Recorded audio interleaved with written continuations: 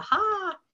That is my Achilles heel, hitting that record button. So we are on and on the air. So fantastic to see you all here. Glad to spend the Thursday with you. We did great celebrations on Tuesday. So today at the end of the call, we're going to leave a little time so we can get your accountability projects on the docket, so we know what you're going to be completing by the end of the day tomorrow, and you can sound off in the Facebook group.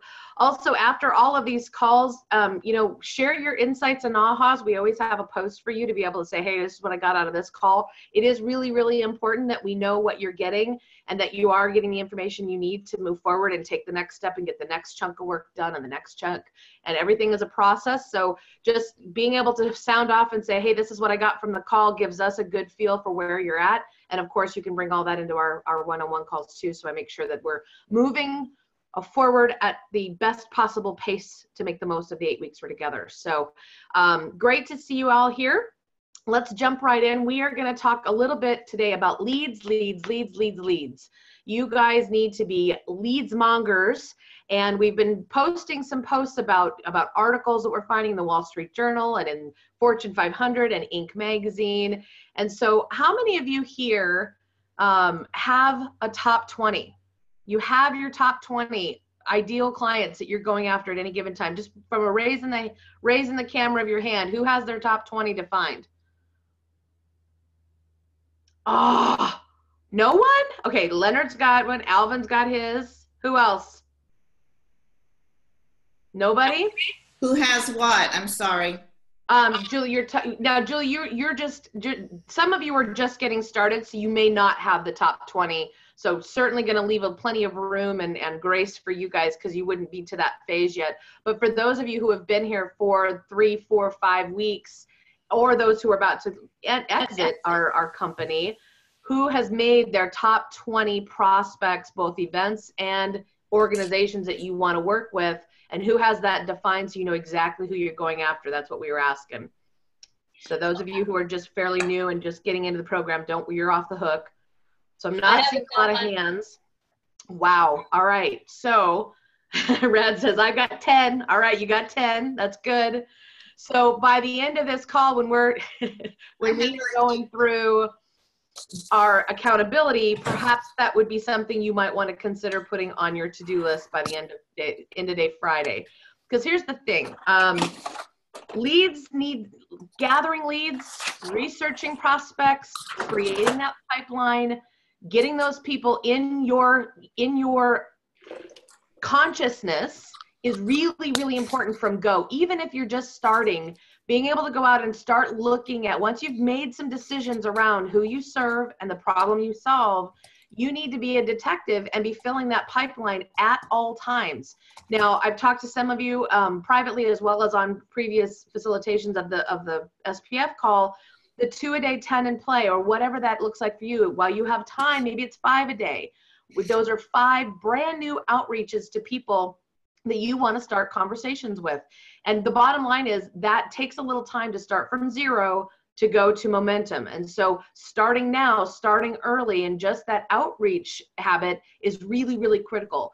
So again, one of the things that Dave and I have talked a lot about is, while leads, you can almost get to a point where there's too many leads, there's too many opportunities, and then that also causes paralyzation and that freeze mechanism because you're not sure who to contact first, which is why the top 20, why we have a top 20. These are the people you're going after at any given time. You're focused, you're specific, and you're laser beam in on who it is you want to go after. So I would really recommend, there's a process of researching, obviously making your decisions, who you serve, what problem you solve, researching, who is that, who do I talk to, what's their company about.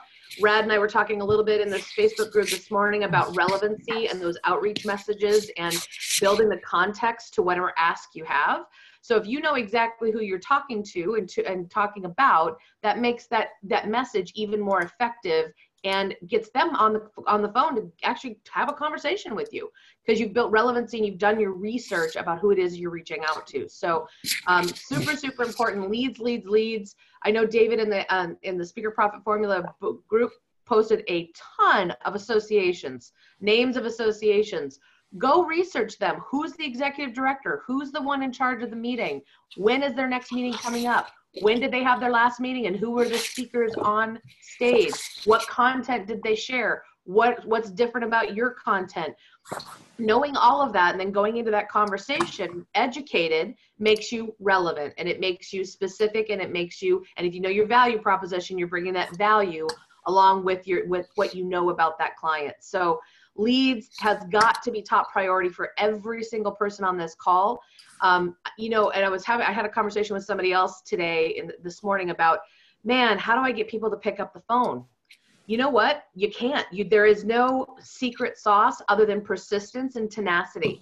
And, you know, while this is not an endeavor in cold calling, remember the ask can be a lot of different things. It can be air conversations, interviews, referrals. Hey, who else do you know? What other events do you attend? What would you recommend? You know, there's lots of different ways. It doesn't have to be a cold call to sell something. It's just to get a conversation to talk about the value that you bring in terms of their problems. It's that discovery that you're after. So it is not, I think, and I said this morning, I think that's why a lot of people buy into the idea that if I just do this passive marketing stuff, if I just put stuff out on the internet, if I just make myself available and just sit and wait for the phone to ring, build it and they will come, and it doesn't happen.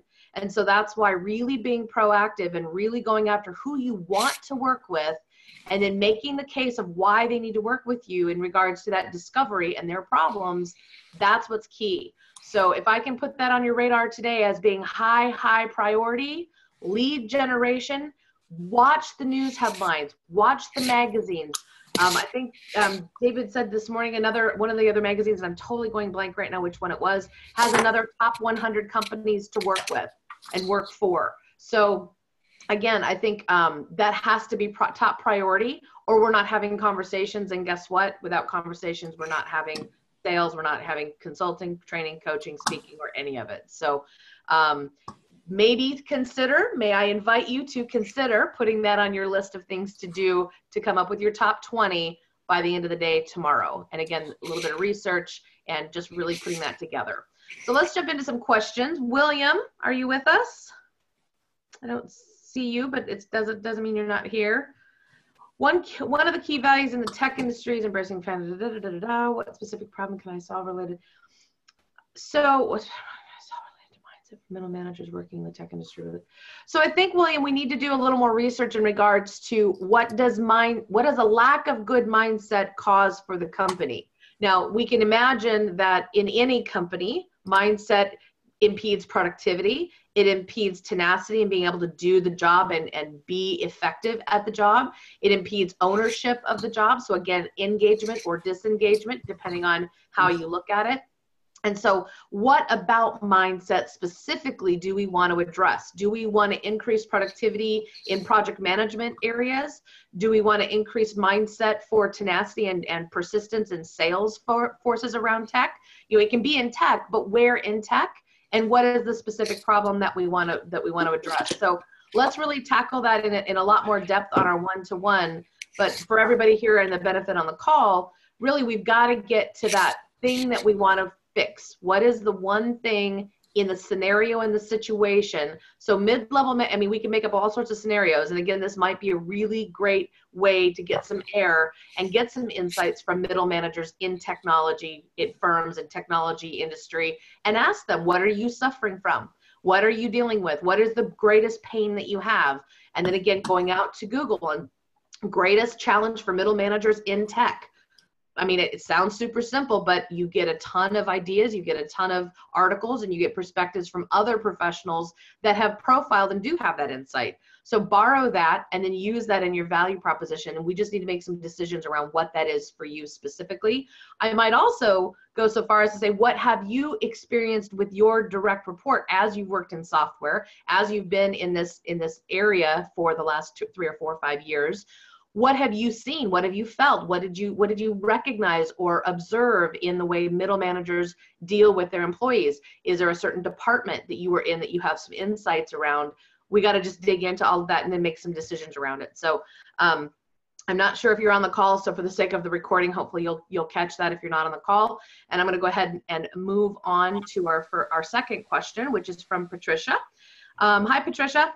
Hello, great morning, and I'm so happy that you're here today. You started the conversation, and hi to David, wherever he is, but you started the conversation on Tuesday about Fridays not being one of the best days, actually one of the worst days to reach out in the conversation of somebody, you know, sharing their wins. And so I was interested to know really more about that. What is the best day? And, you know, any day is a better day than no day, but what would be the best day? And what do you see as far as reaching out, connecting, not only asking for the speaking engagements, but also to book appointments for one-on-one discovery conversations? Sure. So any day is a great day for a conversation, and through electronic media, social media posting, emails, that kind of thing. There are some theories around, you know, Fridays being kind of a day where people mentally check out. People aren't, you know, they quit halfway through the day. They aren't as responsive on Fridays as they might be on Mondays or Tuesdays. But, you know, I'm going to be honest, you know, Fridays might be not be the most ideal day just because of our work styles in America and the way we regard Mondays and Fridays. But I'll be honest with you, do it anyway. You can't lose. You just have to arrange your expectations around a response. That's the only thing that changes. So waiting to outreach or waiting to do something because you think there's a better day, you, Patricia, rhetorically meaning everybody, right? Not just you specifically, but waiting until the perfect day to do it doesn't exist. And I would definitely recommend no one do that. Every day is a good day for a conversation. Outreach can happen 7 days a week. You can even reach out on Sundays and Saturdays at midnight and 2 o'clock in the morning. Again, 2 o'clock in the morning might be a stretch because if you're a business that operates 8 to 5, that might look a little odd for a corporation to see you outreaching at 2 o'clock in the morning. However, at the end of the day, you're exactly right. It's better than nothing at all. And so the only thing you adjust is that when you send an email on Friday, you might in the back of your mind say, I might not hear from them until Tuesday, Wednesday next week, because they aren't going to get back in the office until Monday. Monday's going to be a day to kind of get the week set, get into their routines, whatever has, you know, they put on the back burner until the next week. And then you might hear from them Tuesday, Wednesday, or later. I mean, the bottom line is, unfortunately, there is no daytime rule. Our prospects and our clients don't have a script or a schedule to say, look, if I email you, you have to email me back 3 days later. And I realize consciously we all know that. That's common knowledge and that's not new information. But I can't tell you how many times subconsciously we allow that expectation to creep in and say, well, if they didn't answer me back in 3 days, they must not be interested. No, they're busy just like you are. And that's why tenacity and persistence has to be your ruling character, your characteristic, I should say. So being able to go in there and say, I'm going to follow up until I hear from you. And I've had conversations with some of you about, look, I'm going to outreach in an email. I'm going to outreach on LinkedIn. I'm going to reach out with a mail piece and an article that I'm going to send that is relevant to my problem and or my solution and their problem. I'm going to find every creative way possible to get in. And sometimes it's calling the gatekeeper and saying, hey, I'm trying to get a hold of Julie. Is she in the office this week? Yes, she is. Grab a voicemail, email with a follow-up. However you need to get in, that's how you need to get in. And of course, always with value and upfront with, I'm not sure if I can be a resource or not, but I'd love to have a conversation. So offer value, invite engagement 7 days a week. But in your mind, just be ready that you might not get an immediate response. It's just adjusting your own expectation of when they'll get back to you if you do a Friday. I mean, Doug is a perfect example. He sent out all of his emails on Friday and he's got appointments on the books. So would that say that Friday's a bad day? No, he just lucked out. He got 3 people who don't shut down on Friday and decide that they actually want to work through the end of the day. So does that answer the question, Patricia? Does it give you a little more context? Yes, perfect. I love it. And I didn't know if there was a formula like Tuesday, Wednesday, Thursday. And I love what you were speaking about is adjusting the expectation and that no day is a bad day. Do you have a formula for follow-up, you personally? Like, we send it out 3 days later, we adjust for the Friday, Tuesday, and then do you follow up 48 hours? Or when we speak about tenacity, And this is so great because I'm overcoming the sensitivity of maybe feeling like I'm bugging someone, right? Mm-hmm. So do you personally have a formula that you go by, or do you go by feel? How do you do it? So and again, this is always a hard territory for me, because I think everyone, and I'm not saying you want this necessarily, but in general, we want a secret formula. We want the thing that works, so we don't have to work harder than we need to, or we don't have to get rejection more than we absolutely have to. We want to avoid that.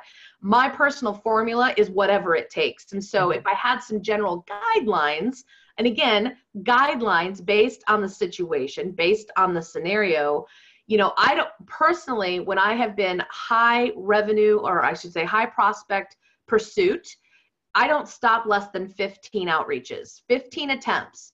And they only get to 15 if they're completely silent. Like if they've never answered me, 12 to 15 outreach attempts before I stop, before I finally just go, okay, this one's got to move to a 6-month or an every other quarter kind of follow-up just to nurture them. But my pursuit, I usually, and again, there's no science, it's been all over the board, but I would say that, you don't want to pester by weekly, daily emails. You want to make sure that you give them some space, respect their schedule. And when you're reaching out, as long as you're reaching out with value, as long as you're reaching out with what what we've suggested is the best way, leave the eyes out of it, make it about them always. If that kind of communication is dialed in, if you're reaching out about every 8 to 10 days at first, and sometimes depending, like for instance, if it's an event and it's coming up and the deadline is really, really close, I might pace that up a bit. I might do every 4 or 5 days and say, hey, look, the event's fast coming. I need to get some information from you.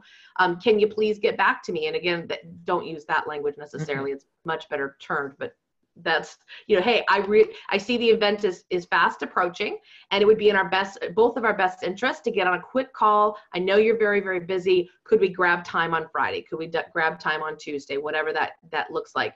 If it's something it's a dream company that I want to work with, that it's somebody that's out there a ways, I might leave a little more space, because I realize I'm coming out of the blue. I don't know if they have an immediate need. So I'm not going to be quite as tenacious about that. I'll give them maybe 10, 11 days and then come back around in maybe a week and a half, or maybe 7 days this time. The other thing is, if in that time frame that they are in my pursuit window, I might also, if I have a article, if I have a news report, if I have somebody new that knows them that we now have in common, I might, in the middle of that, instead of making it 10 days and, I can't contact them from 10 days, I'll pop in an email and say, hey, I just met Jody. I understand you and she are good friends, blah, blah, blah. We now have great taste in friends together, or we have great taste in colleagues, or whatever that commonality is, whatever that relevancy is. So what the big, bold answer is whatever it takes. And be conscientious without being a pest and saying, you owe me a call and it's going to be daily and I'm going to email you until you answer me. We don't want that kind of mood. At the same time, we want it to be consistent and persistent. So I have used kind of a 3-week window, like about 2.5 to 3 weeks on a longer run prospect, because I don't want to show up in their inbox every single day if I don't have something of great value. And that 3-week time window has worked well for them, not realizing that I'm not hounding them. I'm giving them some space, but I'm also nurturing and staying on their radar whenever possible. I was talking to a colleague, actually Jack. You guys know Jack. Many of you know Jack and Dina, who just graduated from the program. Had dinner with him the other night, and he said he has a colleague of his that literally was after this company for a year and a half, year and 2 months. It was some quite a while. And every month, every month and a half, he was just one email after another, one email after another. After a year, and again, I think he said it was 2 months, so 14 months, the guy finally emails back and says, you know what, there's no other company that's pursued me with this much consistency. Clearly, you know what you want, and I want to learn more about what you're doing. Jack had a whole story around, I'm definitely paraphrasing, but it took a year and a half to get into that company, but he ended up landing almost $100,000 contract. So is it worth a year and a half to prospect some of those dream companies, some of those really big opportunities that you have? Absolutely. But again, you have to do it consistently and nurture them along the way. So I hate formulas because there's always an exception to the formula. So I would say that as a general rule, use good judgment in regards to not being too aggressive, but yet be persistent and be consistent. Does that make sense? Oh my goodness, Teresa. Yes. And the idea that I understand there's not a magic formula, but to have a template, to have an idea. And I'll share with you the idea of 12 to 15 before we stop. I think I would never be the one that would be in somebody's inbox every day. And this is so helpful because I probably would have stopped after 2 or 1, or I didn't hear back. So that must not, this idea of persistence, you're going to really help me build those muscles. And this, just even having a target of 12, 15, and then the year and a half or the 14 months that you've just spoken about is like $1 million nugget or multi-million-dollar nugget today. So thank you. Well, turn it into it's not $1 million yet. It could be $1 million. Turn it into $1 million for me. That's what I want to. It's worth it. It's the value of it. And I certainly will utilize this tool. So thank you. Awesome. Thank you. You're very welcome. Thank you. Unfortunately, guys, I think this is why so many people buy into the concept of all this online marketing that inbound is better.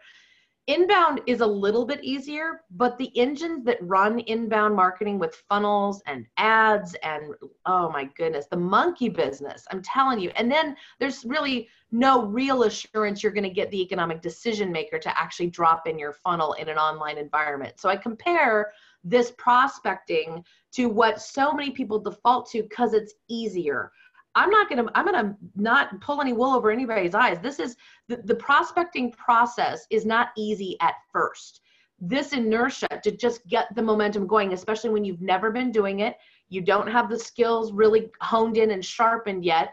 This is the hard part. And I think, again, we talk about this all the time. We never promised that this was going to be easy, but we do promise that for every step that you take proactively, will get easier. And there's a magic little hot spot and a sweet spot, I should say. And I don't know, for me, sometimes it's been 6, 8 weeks, 2 months in, that with consistent prospecting every single day, adding someone to my pipeline and working those who are already in it and moving them out of that pipeline if they say no, or figuring out where they are in the process, learning more information about them, just staying on top of it. And which is why I say 2 a day, 10 in play. 2 outreaches, no matter what I'm doing. If I've gotten work, I'm traveling, I'm speaking, I'm consulting, whatever I'm doing, I could always manage sustainably 2 new contacts a day. At first here, you all have a lot more time than work right now. So you might be able to do 5 and 10 a day. Go for it. There's no rule you can't do that. Just know that the minimum, you got to set that minimum that you say, you know what, no matter how busy I get, once I start winning all this business, because you will, once I start winning it and I'm traveling and I'm fulfilling contracts and I'm actually delivering the work that I sold, what can I still stay consistent and dedicated to that's manageable and sustainable? You got to have that number because prospecting and filling the pipeline never stops. It has to be 24, well, okay, not 24/7, but it has to be at least 5 days a week, considerable intentional time dedicated to it. And again, however you've got to get in, you got to get in. That's the answer to that. I could talk all day about prospecting and pipeline management, but we have other questions, so let's move on. So Rad says, what was that, Patricia? Thank you a million. You're so welcome. You're so welcome. Morgan, am I doing Rad's next or Dave's? So we'll do Rad's because I'm not, okay, Rad. That Morgan said Rad. Dave will come back to yours. So how to pinpoint who is the conference decision maker?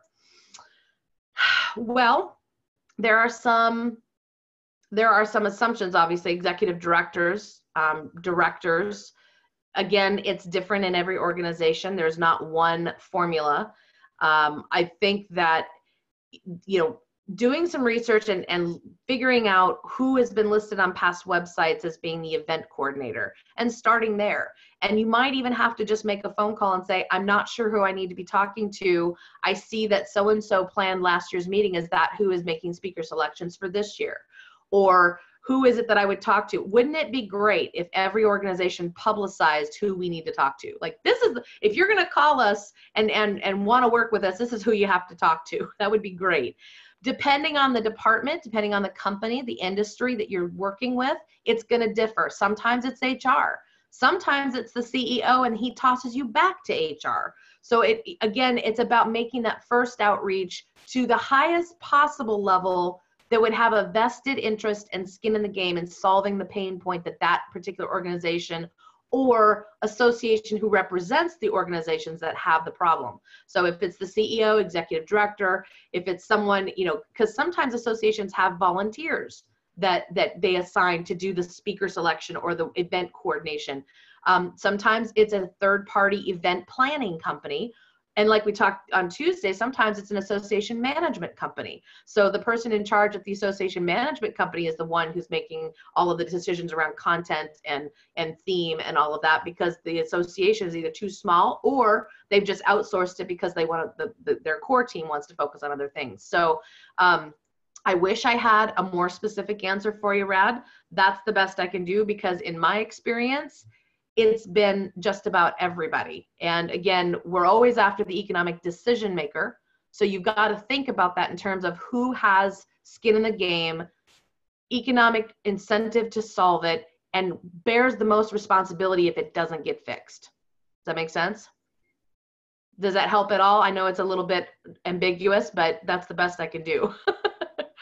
Yeah, no, I've had that experience where it's been everybody from consulting firms hired to throw an event to volunteers who are fellow employees, and they drew the short straw. It's just one of our goals is to find that person, and I thought I should ask that question before we leave. Absolutely. Absolutely. Yeah. Again, I think, there's never a rule that you can't call and ask. Well, I think even one of the templates addresses that. Like, I'm not sure if I've got the right person here. Let's see, I have that template up. But anyway, yeah. Absolutely. Okay. Thanks. You're welcome. And to Julie, who's asking about AIR, AIRs, and it'll be in a future module, so you're going to get there. AIR is advice, insight, and recommendations. And so it's a tactic that we recommend using to go into a company and say, hey, I'm working on this program. You being the expert in this area, you having insights, I would love to be able to book a little time with you, maybe 10 or 15 minutes, and just share what I'm doing. And of course, give you an opportunity to shoot some holes in it, help me give me some different perspectives. Would just love your insights, advice, and recommendations. And of course, I spelled it wrong just now, but AIR is advice, insight, and recommendations. So let's see here. Where are we at here? Is Julie next? Oh, yeah, Julie? If it's someone that before I knew about this, let's say I've written an email to someone and suggesting my talk for an event, and they said, oh, it sounds interesting. Can you send me a proposal? And maybe we could put something together with some other organizations. Could I still suggest some airtime with that person? Or is it meant as just a discovery before you've actually... Yeah. So AIR is a standalone tactic to get time in an office or on a phone with an economic decision maker that doesn't tip your hat to wanting to sell something to them. It's the ability to be very humble and walk forward and go, hey, you know what? I don't know if this program is dialed in yet. I'm just working on it. And quite honestly, it's not even ready to go. But I would love for you as an expert in this industry to give me some insight and some recommendations of what you would do differently. Poke some holes in it. Tell me what I'm missing. I would love to just grab 5 or 10 minutes for you to help me with this. If you wouldn't mind, could you do me a favor? That's a standalone. Where you're at right now, you sent an email, or in this scenario that you gave, you sent an email. They're saying, hey, send us a proposal. Right there should be your red stop sign that says, no, I don't know enough in order to send you a proposal. I need to know more. Now you're asking for a discovery, which is exactly what you just said. So now you're saying, I need to know more, because what you're going to ask for now are, what is it that you're trying to accomplish? What other organizations would you be working with and why? And what's the synergy and what would need to happen? What would it look like if we worked with other organizations? Who's in the room? How many people attend? It's all of those discovery questions now to get a much better feel and understanding of what's going on. Because you can't, and honestly, for everyone here, when someone says, send me your stuff, send me a proposal, that should be your big, huge red flag that goes, whoa, whoa, whoa. I would love to do that, but I don't know enough about what you're doing to adequately give you a proposal. Let's talk about that. Have an opportunity so I can customize my solution based on your specific needs.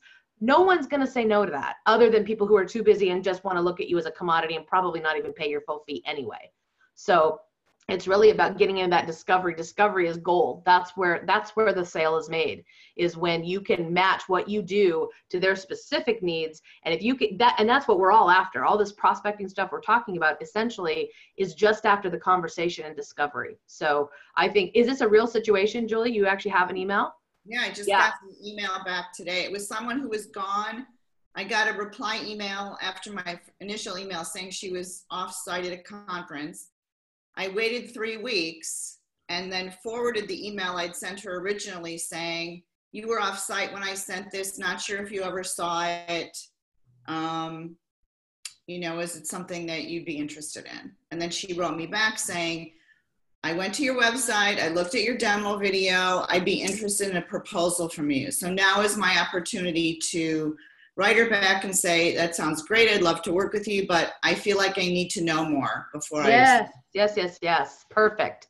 Okay. Doug Grady, can you say a few things about your discovery with your client here in Minnesota that, you know, when we talked through, just from your perspective, from it being a recent deal, just some perspectives around that discovery and how important it was for putting your proposal together.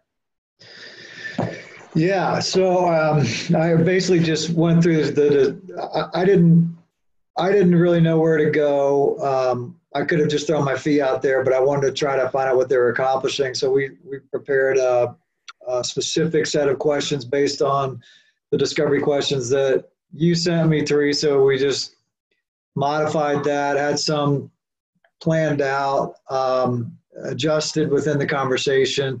What I like to do is to have some questions that are planned, but be able to be present enough in the conversation that I can be flexible to ask a different question that maybe isn't on the piece of paper in front of me, which can be challenging sometimes. But through that, we found out that they wanted to have a wow experience with their audience, with their user conference participants.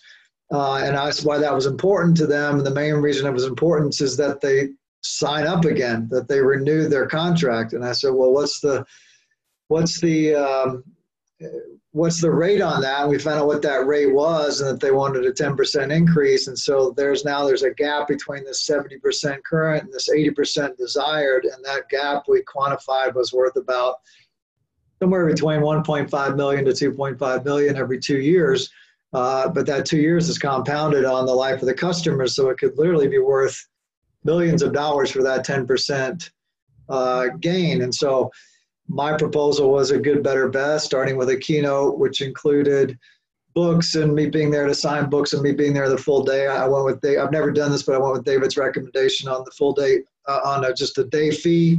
So I put that in there as the baseline. I put a medium with some follow-up and a large with consulting, but it was all to focus on these 6 objectives that we found was important to them, starting with the wow experience, the brand loyalty, the feeling of community. A lot of them were kind of touchy-feely, the feeling of community, and then there was this tangible 10% increase that I thought we could really provide a potential solution for. And so we put some energy toward that and included that. But I wouldn't have known even where to begin without those questions. Did I answer your question? That's exactly what I was looking for. And I think what is so important is that by co-creating a solution, you sell yourself into their scenario. So by figuring out first what they want to accomplish, and quite honestly, what's in it for them, if you are able to fix whatever it is that you say that you can fix, or whatever they say is broken, what does that mean in dollars and cents to them? If you can articulate an ROI of a couple $1 million, a speaker fee or a facilitation fee or a training fee or coaching at 12 grand, 15 grand, 20 grand no longer seems really expensive, does it? Right. So, and that's exactly what we did, Grady, or Doug Grady. I just changed your name. Is that okay? Fine. For Doug, they said they want wow experience, and yet he could have said, well, I'm wow. I'm a great speaker. I'll come in and do a great presentation. and we'll do this thing called a wow event. And then he would be a commodity like every other speaker that's come in. There's a reason they're saying we want wow. Clearly, this has to stand above all the other events that they've had in the past. They have ideas, needs, and he had to figure out what those were in order to be the best possible solution. So that contract hasn't closed yet. We've had a little bit of monkeying around with schedules and people, so we don't know where we're at on that yet. But I guarantee you, he gave them more to think about. He gave them more to think about than just the immediate, we need a speaker on our stage. He is now seen as a trusted advisor. He went beyond the initial stated needs, and he now has implanted himself in a long-term possibility, which, of course, when we don't do that, we leave money on the table. So for you, Julie, as soon as you have this discovery conversation, you're going to be making notes about all the things that you can do from stage, but more importantly, what you can do ongoing. And those discovery questions that Doug said you sent him, are those in one of the modules I haven't gotten to yet? We do have some in there. I'll send you my version. I've got a pretty comprehensive version, and we just need to upload it to the modules. We just haven't gotten around to it yet. So I'll get that to you after the call today, Julie. That would be fantastic. Thank you. And thank you, Doug. Absolutely. All right. I think, Doug, you're up. I think that's our next question on the queue. So Great. So we're just right in line with what we're talking about. We're sort of defining / refining the sales process. So it's really one question in two parts. What I've been doing is going straight from the cold call template to go for a conversation, and the conversation has been kind of a hybrid 10-minute / discovery call. I know that we listened to this module 6 today, and David says there's no cookie cutter. There's all types of different sales processes. I get that. I know that it'll constantly evolve and be refined. I'm looking for just a kind of a simple formula to start with that I can tweak. Like in between the cold call email, there's a response. I tend to go straight for the call. Do I want to put more value in between the call, in between the response and the call, in the form of an article, in the form of a blog, or in the form of a resource before we get to the first appointment? And then is that first appointment just a 10-minute appointment, or do I go for the discovery call, or is it just kind of going by feel, which is basically what I've been doing? So a prospect and I'll speak to this 2 and 10. Somebody else was just asking about the 2 and 10, and I will speak to that in a minute. So when I talk about the 10 and 2 a day, 10 in play, what you're talking about is I sent an email, they've responded. You've actually got them engaged now in some fashion. Right. I would go as deep as you can with that. Okay. I mean, if you can go to the discovery, go there first. Don't chintz out on 10 minutes unless that's all they're going to give you. To clarify, then maybe the value add is for the non-responders. That makes more sense? So I'm sending something else because they haven't responded. Here's a resource for your team. Here's an article I thought of you. Here's a nice, pretty, shiny object that I thought would look good in your wardrobe, or whatever. I mean, that's because they haven't responded. Got it. You got it. That's clear. If you can get the hour call, go for it. If you can only get 10 minutes, then set the 10 minutes up for the hour. Is that what you're saying? Bingo. Okay. That's what it is. The greater value is absolutely in the discovery. And again, that 10-minute conversation you would propose, if they say, hey, my schedule's really tight, you can assure them that you're sensitive to their busy schedule, and you really only need 10 minutes to kind of uncover some preliminary things that will later lead to a much deeper conversation if you see a fit. But if they engage with you and say, hey, this sounds really interesting, I'd like to talk to you more about it, that's your opportunity to go, well, then let's set up a call. I would love to find out more about what you're doing in your organization so I can best be a resource. Great. Let's figure out if I actually can do that or not. Those non-responses are the ones who are just kind of out there. They're not, you don't know which way they're going to go. Yes. Right. So to speak to the 2 a day, 10, this is just my personal rhythm, by the way, guys. This is not necessarily what David recommends, and I don't think we talk about it in the modules. But it's something that has resonated quite a bit over the last year or so with clients, to just come up with a rhythm that you promise yourself the work process will look like. So what 2 a day, 10 in play is, so no matter what I'm doing every single day, 2 people, 2 new contacts. It could be an event, could be one of my dream organizations. It could be somebody I'm going to reach out to for the first time on LinkedIn, but these are brand new outreaches, 2 a day, minimum. That's like my promise to myself. I will never go below 2. And I do that 5 days a week. So essentially at the end of the week, you'll have 10 people in play in that scenario. If you're doing 5 a day, you're obviously going to have 25. The thing you want to be cautious about is having people in play means you are intentionally nurturing them. It means they're on your radar. You know that you want to go after them. This is why we need to have our top 20. This is why we have to pare down all this. You know, you could build a pipeline that has 80 or 100 people in it, and that does you no good because you have no idea where you're at with each of those conversations. You don't know where you are in the phase of that nurturing process, and you lose track. And then you leave money on the table, and that's why people give up after 2 or 3 contacts, because it's just too hard to track. So you've got to decide who are the 20 I'm going after, and what does that 2 a day, 10 in play look like? There are only 2 there's 3 outcomes.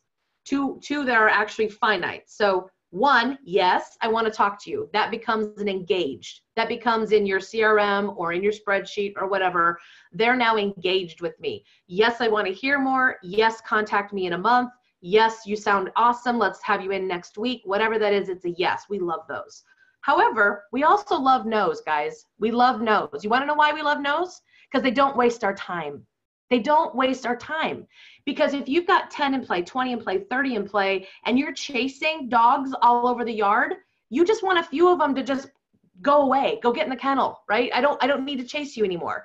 So the no's are great because you can just say, okay, cool, you're out of my way. Now I can focus my time, money, resources, energy on the people who will be prospects, who will pay me my fee. So when people say, well, we don't have a budget, you should be going, yes, one less I have to chase. That's a great thing. Like, no's are good.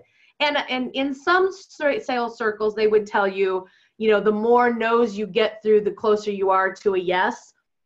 I like to get more yeses whenever possible. So don't use that as an excuse, but don't lament over the no's. They're a great thing, because here's the thing.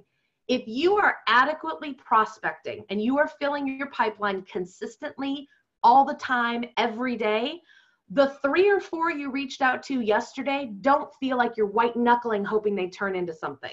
If you have 20 prospects or 10 people that you're going after and you're adding new ones every day, getting no's from some, getting yeses from others, it just becomes a system. It just becomes kind of this machine that this inertia that you're in right now with nothing, this is the hardest part, but you're going to get into it where it just becomes a rhythm and you're doing the work, and all of a sudden emails pop up in your inbox. And people are like, hey, I want to talk to you. And you're like, yes, I got a yes. I got it engaged. And all of a sudden you're like, these just seem to be coming out of nowhere. No, they aren't. You've been working on them for however many weeks prior to them showing up in your inbox. It's just once you do this every single day, the ones you contacted, other than the nurturers, they just start showing up because their schedules loosen up.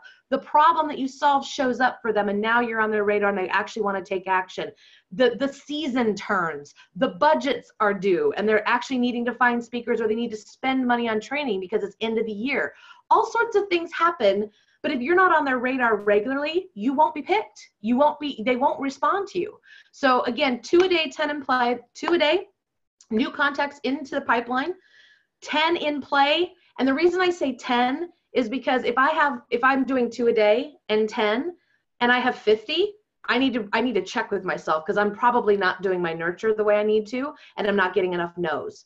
And I need to weed the market. I need to weed that group of people. So I'm going to continue to go after them and try to weed them out. The reason the 10 is there, it could be 12, it could be 20, it could be 15, whatever the number is, it's irrelevant, but you want to keep it within a scope that's manageable. And you don't want to let it to get out of hand, because then you just give up on it and you don't nurture it. So in between those, if they're not engaged, they haven't answered you, it's an email with an article. It's an email with an interview. It's a video, bomb video, or a recorded video special message for them.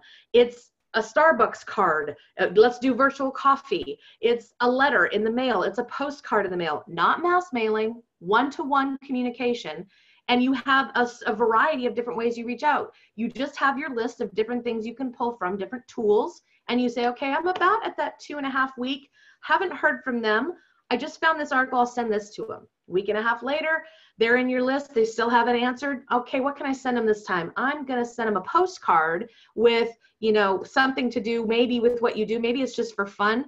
And guys, when I get to like that 9, 10, and 11 contacts and I've never had response, you can get kind of creative. I've sent pictures of llamas. I've sent pictures of kitty cats. I've sent, and it's just a note to say, hey, I've been trying to reach out to you. I realize you're probably really busy. In the meantime, here's a picture of a cute kitty to bring a smile to your face. Teresa, get a hold of me when you can. I know that sounds really freaking crazy.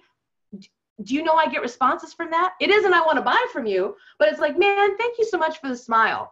Thanks for making me laugh. I've never gotten an email like that before. Again, we're just trying to stand out. We're not trying to be unprofessional, but we are trying to stand out and let them know that we're after them and we really do have value. So that's 10 a day to in play. Did that answer your question, Doug? Awesome. Rad? So the 10 people would be, you're working on the 2 a day, but you might be looking at 2 in the same organization of the 10. I just want to clarify that. So, because if you keep cultivating 2 a day, like you said, you're going to wind up with a bigger list. So you're hoping that some just go away. It's really about the organization. It's about the thing, you know, if you might be talking to 2 different people in 2 different departments because maybe you're not sure if they're the economic decision maker or not. That's not really 2 leads though. That's one company. It's one outcome. And you might be working with 2 different departments, but once you get one on the phone, you can leverage that relationship for the other. Sure. So I if I had 10, then I would want to kind of dig deeper into that organization before I move on and add another 2 organizations the next day. Yeah, I mean, again, general rule, you've got 2 that are coming in, and hopefully in the course of things, you've got. I've even had where I've had people in play, and I find something online, or I find that the event maybe isn't what I want, or I hear from a colleague they don't pay, whatever, because they're on my radar. So I'm asking questions. I'm just always kind of being cognizant of what's going on, and I just remove them because I decide they're not a good prospect for me, right? Sure. So again, no rule. There's no rule here, guys. This is not a secret formula. This is just a kind of a barometer to work against to say, and it isn't about 2 a day and I can't have 10 or 12 or 15. If you can manage 50 and your CRM is set up well and you're managing the flow and you know where everybody's at and you're scheduling next actions of whatever you're going to do next for that person, you can do as many as you can handle. There's no rule here. For me, that's been a good rhythm. And again, that 10 is just an indicator that I might not be doing as much good follow-up as I should be because I'm not getting answers from way too many people. That goes too much above 10. That makes sense. Yeah. So 2 a day, put them in the pipeline. They'll naturally fall off and they'll naturally go, you won't have 10 all the time. Sometimes you'll have 2 a day. You'll hear back from people and you only have 3 in the pipeline. Yeah. Just depends on what you're doing. So I used to have to go door to door to get memberships for an environmental group, and we had 1s, 2s, and 3s. 1s are like, oh yeah, let me get my checkbook and sign up. Boom, don't waste a lot of time. Don't keep selling. 2s were, I don't know, tell me more. And 3s, like, you knew they weren't going to do it, but they might stay there and debate you and waste an hour of your time. And they trained us, when you see a 3, throw them out and go. Don't waste your time. Focus on the 2s. Same thing with the 1s. You want to hear them tell you how great you are, but you're done with the 1s, move on to find your next 2 and spend all your time there. Right. Who are the ones who hid in the living room behind the curtains and just peeked out and didn't answer the door? That was when it was -20 out and you're going door to door and they just wave. Yeah. Sorry. Not opening the door. See you later. Sucks to be you. Thanks. And you're welcome. Absolutely. Randy, you asked, the associations, it is in I'll tag you after the meeting today. I'll go to the post and tag you so you have access to that. Awesome. Fred, what is the best way to get to the true economic buyer once I realize that I'm talking to the wrong person, the person who can either identify? Okay, got it. Yeah, great question.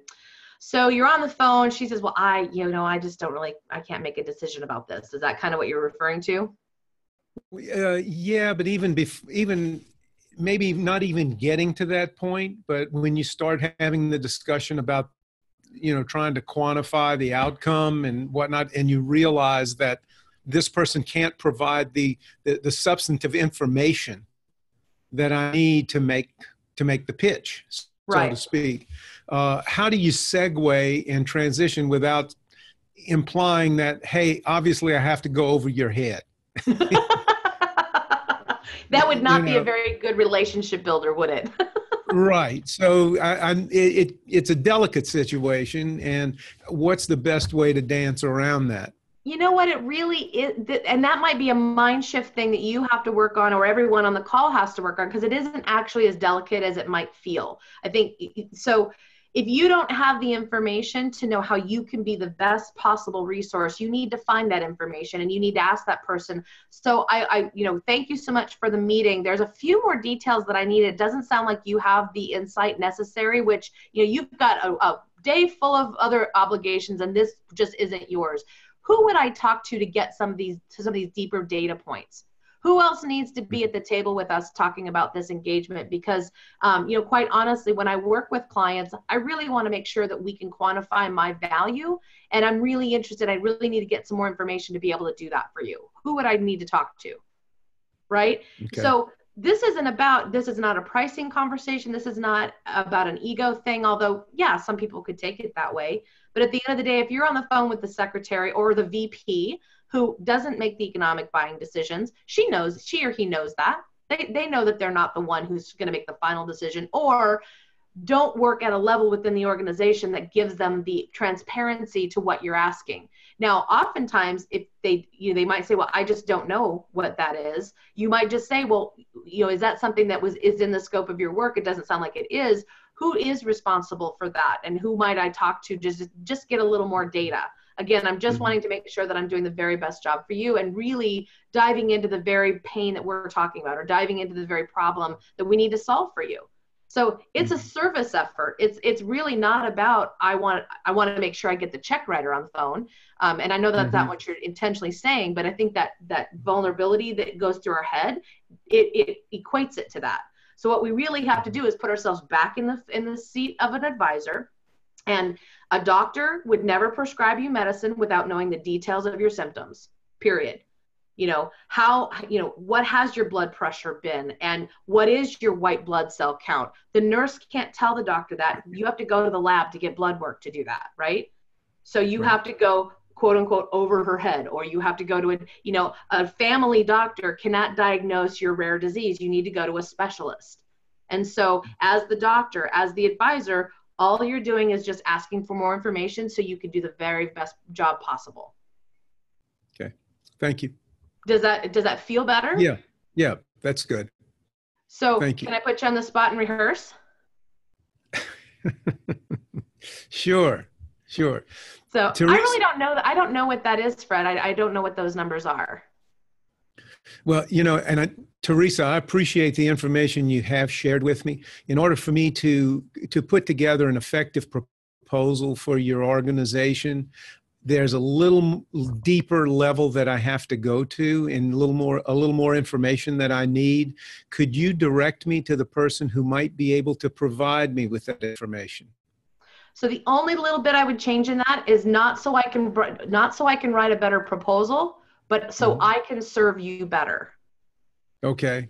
So the proposal is just a function of what you're gonna do. It's a function. It's a tactic. But an investment in how you serve is what's gonna be compelling to them. Okay, I got it. So in order to best serve you and really solve the problems that we're talking about, I just need to get a little deeper information. Who might we bring to the table? So again, you're not saying I'm going to go over your head and exclude you, but who could we bring to the table? Who could we talk to together? Who could we get on a conference call with to get a little more data? And oftentimes, if you're including them, you're not sidestepping them. You're respecting their position and their authority. That's a good point. And then you're saying, in addition to, so it's yes and. It's not either or, it's yes and. And because you have given me great information, there's a little bit more I need that clearly you don't have. Let's do it. Let's go after it together. Got it. Awesome. Thank you for letting me put you on the spot. That was great. Anytime. Never comfortable to role play in front of other people, is it? All right. These are all family, right? We are all family. Absolutely. Safe place to practice. If there's any place to practice, it's right here and not in front of a client or a prospect. Doug, how do I put a picture of a kitty in here? You goofball. Little levity for the group. All right. I don't know how you can put, you can hold a picture up to your camera. All right. Julie Tarnay, how are you? Sales Navigator to be able to sell it, how many people use it. Just spotted Allison's video on repurpose and copy. Haven't watched it, but wondering if there's a place if you want another sheets and reasons to hire. Julie, are you on with us? Are able to? I am. Oh, there you are. You're right in the middle. So, you know, Sales Navigator, if you want to pay $79 a month, go for it. There's no harm in it. It does give you some more intricate, more detailed searching capability. So you can search by title, you can search by geography, you can search by revenues of a company. There are just some, thanks, Dave. There's just some more features in the searching capability. And of course, you can add them to kind of a database where you can, you know, kind of those years prospecting, you can pull them out and put them in a leads kind of category. That said, you know, seeing who you're connected to, being able to create relationships and reach out via message with Navigator or with the professional paid version, you also get some in-mail. So you're not reliant on just the messaging function.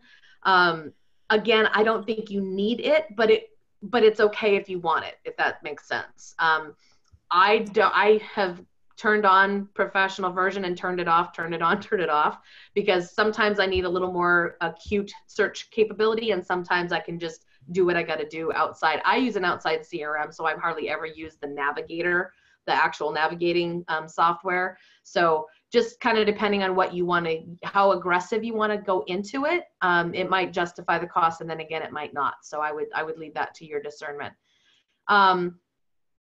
As far as one sheets and reasons to hire, if you just do a search in the Facebook group for reasons to hire, 8 reasons, 7 reasons, sometimes there's 5 reasons, or one sheets, you'll come up with what a whole bunch of people have posted in the past. So there's all sorts of examples there. For one sheets, from a graphical standpoint, I want to be really clear, because what's out there in the world isn't necessarily what we recommend. But as a graphical, once you get to that phase, if you just do a Google search of, you know, speaker one sheets and do an image search instead of the web search, you'll come up with 2 million options for graphic layout kinds of options. So from that perspective, visually, you can get a feel for that. Otherwise, yeah, there's tons of samples and examples in the Facebook group. Just use that little search off to the left-hand side, and 8 reasons, one sheet, speaker sheet, 7 reasons, whatever people have done. So anything else while you have the floor? No, that's good. Yeah, I don't need to spend any more money right now. I just didn't know if people said, oh yeah, it's been great for me, or I use it all the time, or it's helped me get in the door. I figure I could probably get as much just making a phone call to a company. Okay. Absolutely. Thank you, Teresa. You're very welcome. You know, it's funny because, you know, we never perpetuate that cold calling, essentially like picking, like what you're talking about, Julie, just picking up the phone and calling the company. That's a fine way to do prospecting if you can do it, if it's something that you can get committed to and do well. That said, there are an awful lot of other ways to outreach for anyone who has that outreach reluctance, or has that, oh my gosh, I can't imagine talking to some stranger on the phone. I don't want to be salesy. All those things that we put in our brain as being the reasons we don't want to call. There's lots of other ways that you can deploy. Again, however you can get in, get in. That's what we say. What your comfort level is. And Julie, if you like picking up the phone and having conversations with new people, go for it. That's probably your most direct route, other than really, and again, coming with value, not pitching yourself, but articulating that really effective conversation up front and getting the discovery. That's the magic. So however you got to go about doing that, I would say, yeah, if you have a dream company and want to figure out who to talk to, go for it. I mean, just to call, even to find out who would be the right person to talk to, so that I could then send an email, you know. Absolutely. Absolutely. All right. Great question. So Bob, hi, Bob. 2-day test mental phone calls.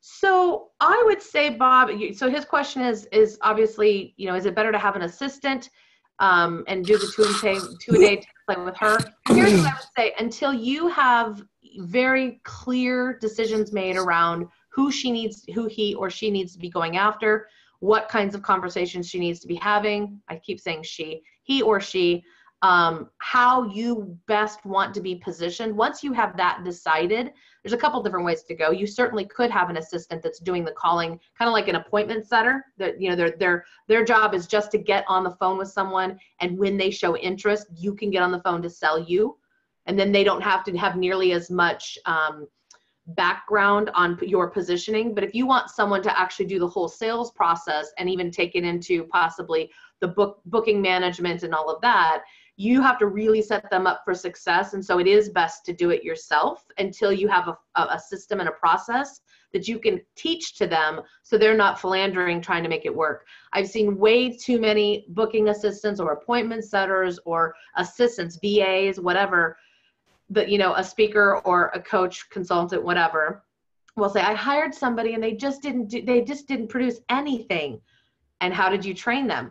Well, I don't know. I just set them loose on the phones. Okay, well, that's not setting somebody up for success. So if you don't know how to sell yourself and what that looks like, what he or she should be hearing and listening for, and when a prospect says this is how you respond. If you can't have that system, that training in place, you're not really setting them up for success. And I would say do it yourself for a while until you get to a point that you can hand it off. I guess specifically what I was maybe thinking of is maybe having somebody do the 2-a-day outreaches via email. And once it gets to the point where the conversation takes place, then, I think all of us sell ourselves best. Mm-hmm. But to have somebody, I'm just thinking from an efficiency standpoint, to have that churning, and then, for myself, just be able to focus on the phone call. Yeah, you could also set up, some criteria. Here's who I want to go after. Please go do the research and find people that look like this, and then give them to me to make the initial call or email or what have you. There's also so I don't know how I feel about it. I'm on the fence a bit. There's something to be said about, hi, this is Teresa. I'm calling on behalf of Bob Upgren's office, and I'm wanting to speak with XYZ. Some meeting planners, some businesses like to talk to Bob Upgren. They don't want to talk to his assistant. So it can be one of those, and others are like, ooh, he's got an assistant. So kind of depends on who you're talking to. But I would say getting someone to do some research as soon as this is exactly who I want. My best audience looks like this. Go find everybody you can and have somebody do some research for you. Totally possible. Right. Just got to find somebody good that will be consistent. Right. Does that answer it? Yep. Awesome. Thank you. Way to go, Fred. Good job, Fred. You're getting all this rah-rah. All right. Lisette, how many prospects that go to 12 and end up in business? This is, so 12 to 15 outreaches end up in business. I don't know that I have a number, Lisette, because it's a couple years old. If I had to put my gut feel on it, if we're at 12 to 15, I wouldn't say the large number came from that. I would say right around that 5 to 8 is probably a better sweet spot for really closing a lot of the business, because we've gotten through all of that. I'm busy and I've been on vacation and I had maternity leave, and we're many weeks into the process of outreaching to them in different ways. By the time we get to 12 to 15, they're probably not interested. If we haven't gotten any engagement by that point, they're probably going to fall off the radar. And there have been some that have fallen off sooner than that, but I try to make a rule to myself that I'm not going to give up early. And so that's why I kind of went over and above, and I kind of, my own ceiling is at 12 to 15. Doesn't mean it has to be your ceiling. 8, 9, 10 could be your ceiling, whatever you feel is good. And again, if you're effective in your messaging, if you're effective in those first outreaches, if you are having good, valuable conversations and have a different ask, because remember, 2.5 years ago when I was at Full Tide, I didn't have David. I didn't know about AIR, and I didn't know about interview 10 by 10 by 10s. I didn't have those tactics in my back pocket. What I had was just sales skills, conversations, build relationships, and stay after it. Just be tenacious. So now that the ask can be something so neutral and so value bringing, you should get responses before 10 to 12 to 15. So I would not make 12 to 15 the rule, but I would say that for the most part, most of the businesses close between that 5 to 8 to 10, somewhere in there. And again, or some level of engagement before then that continues to drag on because we're balancing schedules, we're balancing calendars, or there's more people that have to come to the table to have a conversation to make a decision. So that's kind of my take on that. I wish I had numbers. I don't have hardcore closing ratios from back then, but that's my best answer. Is that good? Does that answer the question? Yes. Yeah, it does. Because so after 5, you might have some engagement after 5, but you keep the communication line going. Yeah, I was thinking 12 to 15, boy, I'm pretty tenacious, but I think I would probably be in the 8 to 10. And then, when it hits 10, that's the magic number. And it's sort of, they have enough information if they need me. So the second question was, if the article is negative, for instance, I'm thinking JP Morgan, has some very negative press out there right now. Do you mention it? Hey, I read this article and, I might be a resource for you. Or do you sort of say, I might be a resource. Are you struggling with whatever was in the article? Right. That's a tough one because I'd be interested to hear David's take on this. I would lean towards not mentioning the article, just outreaching and being a resource and not calling it out because you don't want to embarrass them and say, you don't want to be an ambulance chaser. You don't want to say, oh, they're in trouble, I'm going to go help. That isn't the persona you want. I would probably lean towards just being timely in my outreach and saying, in your mind, I know you're having this problem, and isn't it just ironic that you're outreaching at that same amount of time? Great timing, right message, perfect fit, let's have a conversation. And lean towards that rather than calling it out and going, yeah, you guys really screwed up, didn't you? And even really with the Nike thing, because, looking at the Nike, they've already identified that they have some middle management, gaps in females. And sort of my first thought was, well, did you create a culture for females in mid-management that why is there this gap here? And it's probably because the culture isn't there.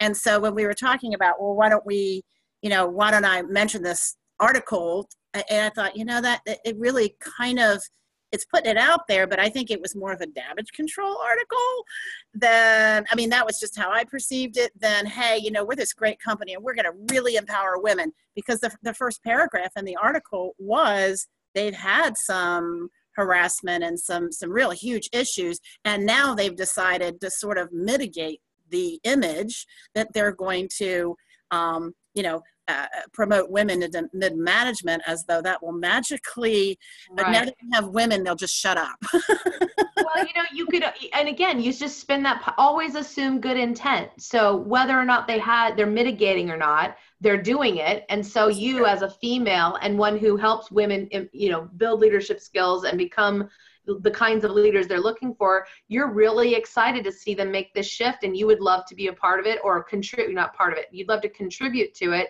and you may or may not be a resource, but you'd love to have a conversation. Oh my gosh, I've got to get that. When was that? 109. Okay. I'm recording that. I'm going to use it verbatim, Well, let me know how it works out. I'll charge you royalties. Yeah, there you go. I was going to say plagiarism, blatant plagiarism. Yeah. So that actually, that helps me a lot. Just to be a timely resource more so than, unless it's an article that's like super duper, hey, wow, you guys are doing great. It's exciting to see this. Well, I guess you did say you're excited to see that they're, it's encouraging to see you moving in this direction, et cetera, because you have, again, you're coming from the frame that I've had so much experience with these women I've worked with and these companies that have done other initiatives like this. It's really exciting to see you drinking the Kool-Aid. It's great to see you coming on board because so many good things come from it. I would, and again, so many good things come from it. Let's do something together. And you're coming from the frame that they're joining the party finally, and you're not trying to join their party to fix their stuff. Okay, yeah, and so we'll talk about that when I schedule my call, because I want to dive deeper in that. I've got some contacts, but not probably the right contacts. Well, how do you know? Well, it's a huge company, and they're local contacts. So sure. How do you know? I'm not in Nike headquarters. I mean, okay. How do you know that these aren't where you need to start? Well, it could be. See, that's why we need to talk. See, and see, we spend, and this is not picking on you, Lisette. This is everybody forever that I've ever done sales training with. I don't think this is the right one. I got to keep looking. I got to keep researching. Well, maybe that's not the right one. Well, maybe it's this one over here. You don't know till you pick up the phone and reach out and ask. Like, this is the person. Hey, I'm Lisette. I see you're with Nike. Use the template and see if you can create a conversation. If they're not the right one, they'll tell you. And maybe they'll even go so far as to go, you know who you need to talk to, Lisette, is this person. And then all the time that you spend trying to find the right person and guessing is done. You know who to talk to now. Or you might be one level closer because they didn't actually know. Each person in the company doesn't necessarily know either. So it's a treasure hunt is what it is. And again, if you spend all your time guessing and going, well, maybe that's one. Well, maybe I'll find a better one. Or maybe this is the person. Well, I don't want to call them. I'll just keep looking. The longer you do that, the longer you'll stay off the phone and out of conversations instead of in. And so okay, go ahead. I was going to say, this is a LinkedIn connection. Yep. So can I leverage that email kind of template? I don't know if you're the right person. I was excited to see this initiative. I can't remember how it ends. If you're not the right person, who would be, or resounding yes. Yes. Okay. So yes. All right. And then you know what's going to happen more than likely? For the first week or so, you're not going to get any response. You're probably, you're going to send this out and you're getting really excited because you're going to send this a message, and just be ready for them not to respond, because that's, people are busy. So then have in your mind, what's the next step? Where are you going to go? While you're looking, while you continue to kind of sort and figure out who is, how will you nurture these two? And we'll dive deeper on that. We'll get a plan put together for you. Okay. All right. Great. Thank you. All right. Hey Bob, again, is it possible to create a flagship content piece tell me what you mean by that? Well, I'm debating between a couple different marketplaces. I've spoken in numerous, so I'm trying to narrow it down right now and just struggling with it. And so my thought was, is it possible? The example that I put in the queue was the 7 Habits of Highly Effective People, where that content piece transcending categories. So corporate people used it, education people used it, even the faith market attached to it. And so my question was, is that perhaps a strategy for me because I've been in those different industries and I still have a desire to kind of step into them? But like David really eloquently said, sometimes it's hard to have 2 or 3 girlfriends too. It becomes way more complicated. So don't you love his metaphors? They just crack me up. Hey, I'm struggling. I'm frustrated with it. At least that made me laugh. So, here's what I would tell you. And again, we always say, take what comes and drive one thing forward at a time. So for some defined amount of time, niching for now, we've talked about that on our initial calls. Niching for now means that for some defined amount of time, you can create a unilateral collateral piece. Absolutely. Right. Now, the way you're going to build relevancy is how you set it up for each prospect you're talking to. So in context of the problem A, B, and C, 3 different markets, 3 different languages, 3 different things that are going on, and ramifications, quite honestly. So what's critical for banking isn't necessarily critical for manufacturing. And so we've got to figure out what's really important to each of them. And then we take the transcending piece. I was trying to think of the word you use. We take that transcending piece and we pull out what's most relevant in the current situation that you want to go after. So it's just driving one thing at a time for a defined amount of time that you've decided is the right amount of time. And now, because you've had those other markets, and because you might have some ancillary conversations, and because your prospecting might have some other past clients, past leads that you want to reinvigorate some conversations, and all of a sudden they come to you and they're not in this lane that you've chosen, take it. Have the conversation with them. Let them pursue you. If they're coming after you, take it. Right. Don't turn it away just because it's not in the lane. So if you have this piece, you've just got to be ready to apply it very specifically and relevantly to the audience at that time. Does that make sense? Right. Okay. So what is your best guess right now for that short list on who you would? I know you talked leadership. Well, I've spoken corporate leadership. I've done a ton of stuff in the education market.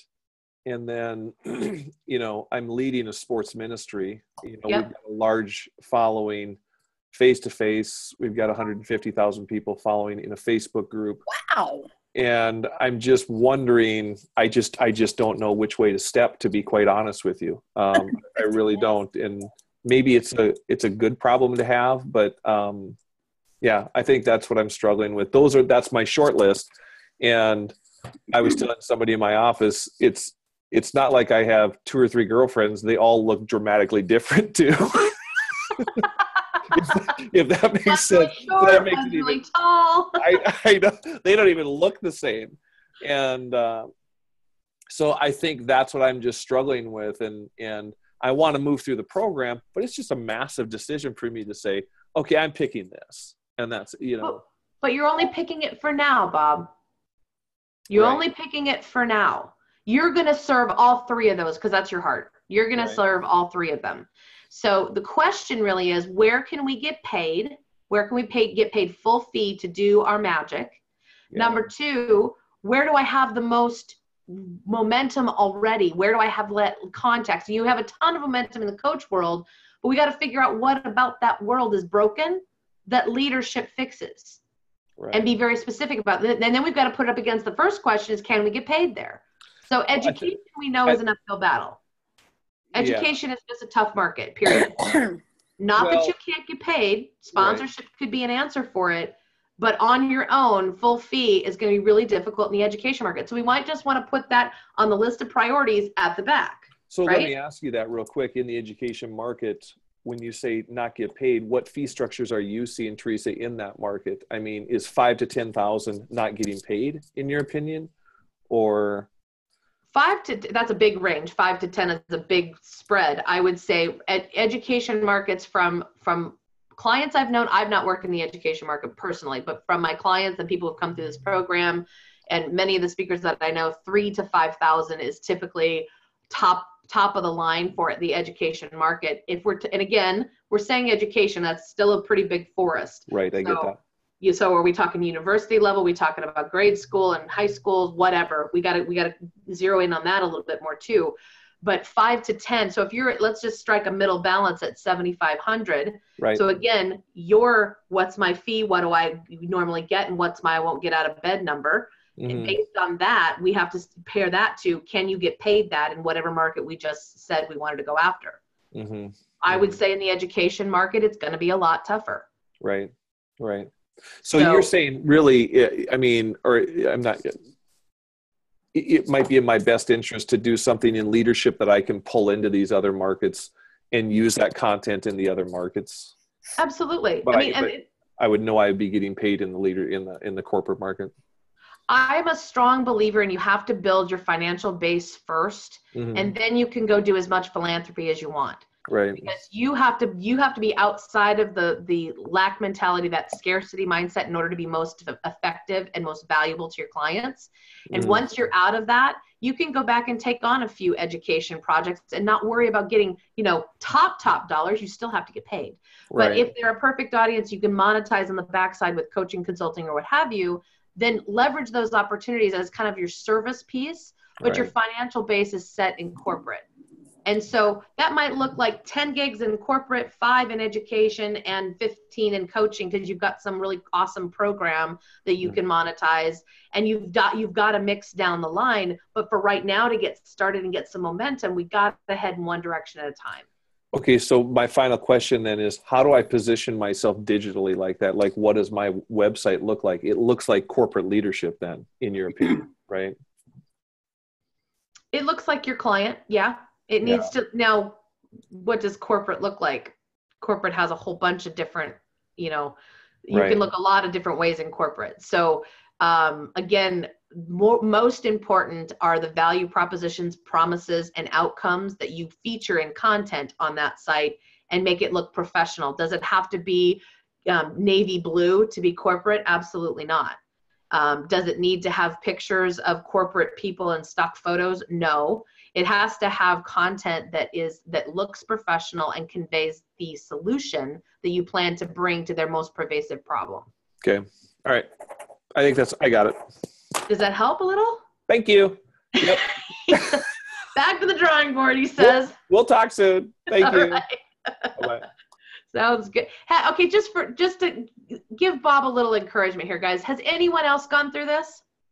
Just from a show of hands, how many other people went through this horrible, gut-wrenching, difficult process? Do any of you have some advice or words of encouragement for Bob? I appreciate a couple of the hands going up, and I'm not. I mean, I've done well in these markets, right? But it's just an issue I think I have to pare down. That's all. So I appreciate it. By the way, you all, Bob is an amazing chalk artist. And I don't know, we haven't really talked whether you're going to continue to pull that into your presentations, Bob, but he has a very unique method on stage that really speaks very well to leadership, I think, from our original conversations. And so, right now this is a struggle because how do I now apply that to a very specific problem? This is the first time he's really bumping up against this. So, any of you want to share a few words of advice quick before I move on? No? Everybody's going to be quiet today? Oh, you all raise your hand, but well, Bob, I can tell you that every single person that's been in this program for any length of time, I will tell you personally, they have all struggled, and we have had lots and lots of conversations. Yeah, Fred, go ahead. Yeah, I'll share something with Bob. Bob, I spent a number of years in nonprofit work, and when I decided to transition into consulting coaching, I thought I was going to focus primarily on the nonprofit world because I had a skill set that was working really well.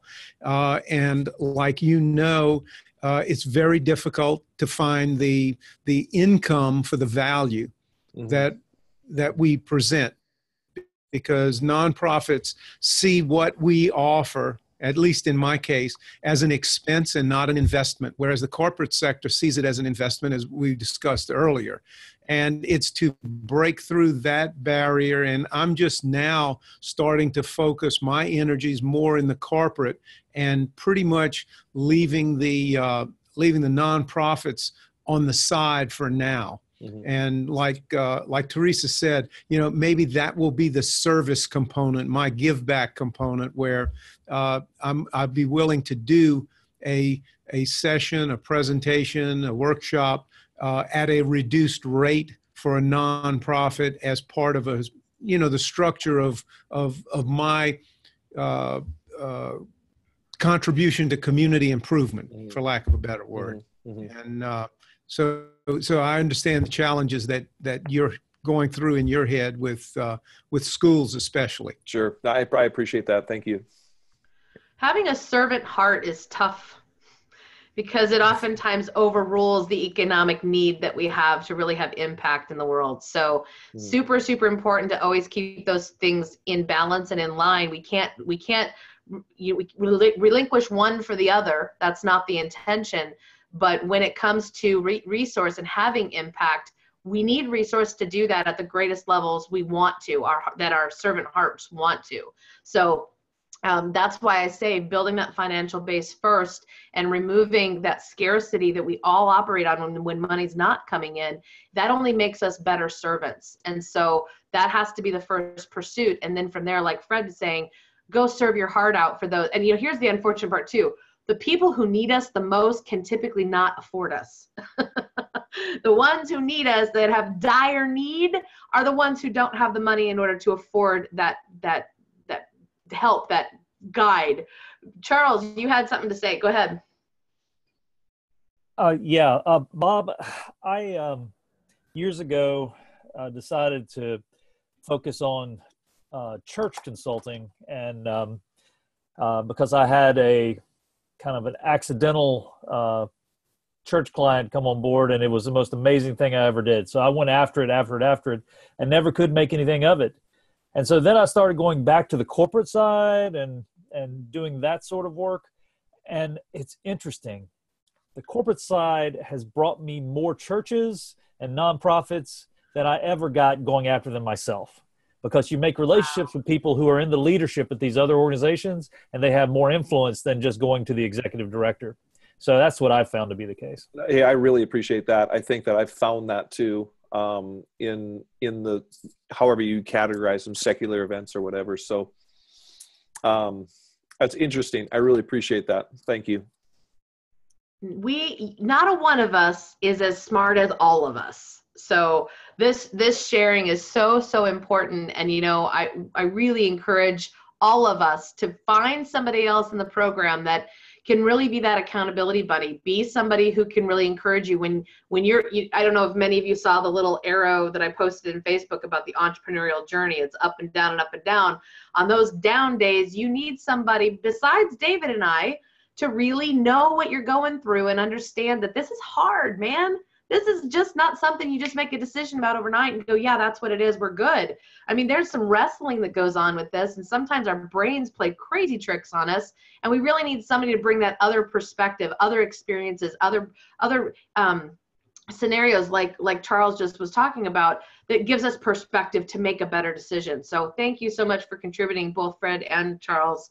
I really appreciate that. I think it's good for Bob, and hopefully we'll get to that decision soon, quick, and then we can get rubber on the road. So nice job. All right, let's see here. Dave, poor guy has been waiting for a business name. Let's talk business name. You can unmute. I'll have you there we go. Hi. Unmuted. There you are. Hi, everybody. Hi. I had two quick comments I wanted to make about stuff that we've discussed earlier. Okay.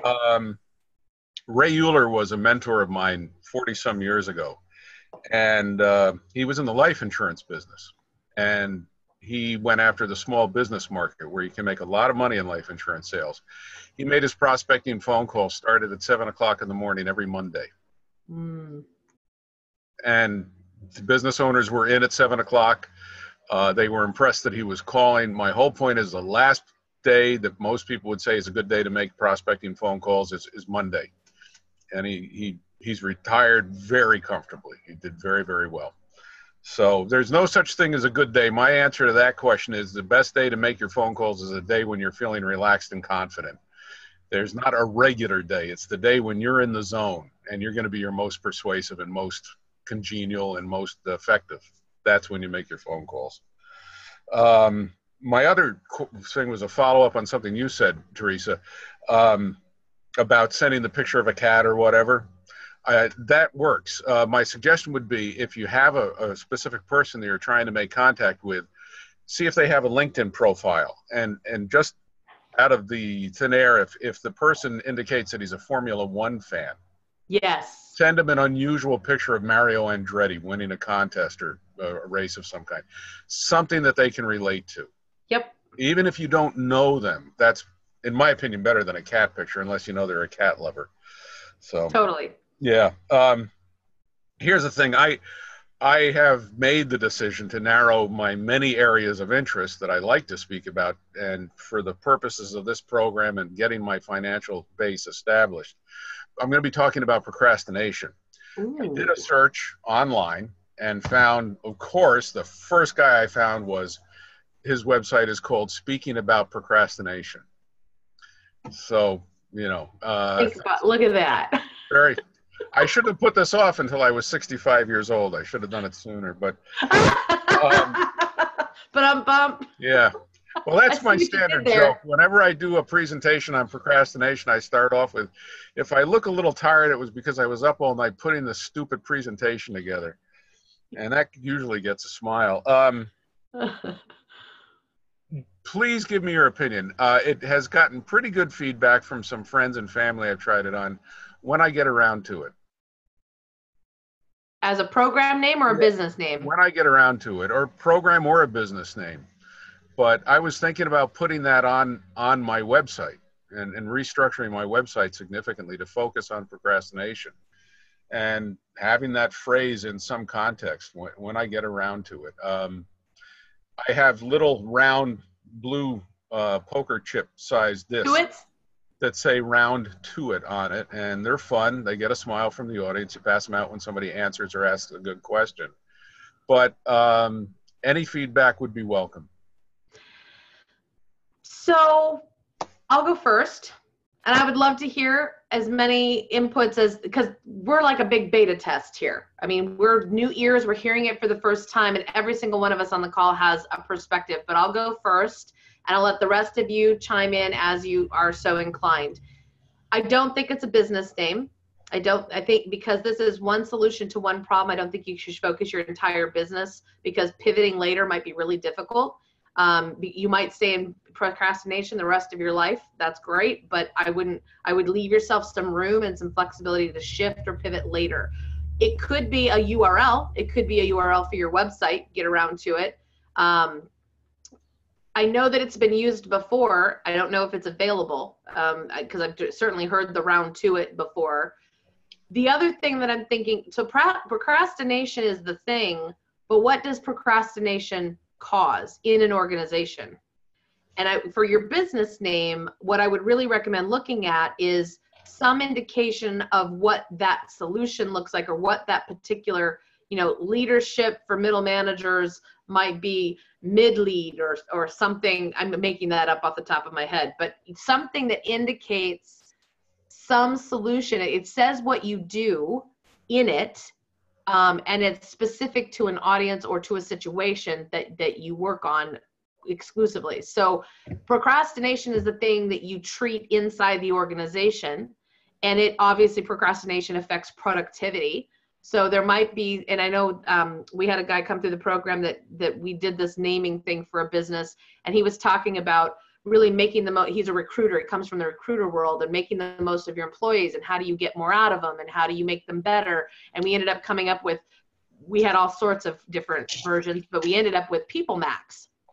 So People Max, that you can kind of figure out just by hearing the business name what he does. He maximizes people and their potential and their work and their productivity and all that stuff. So thanks, Charlie.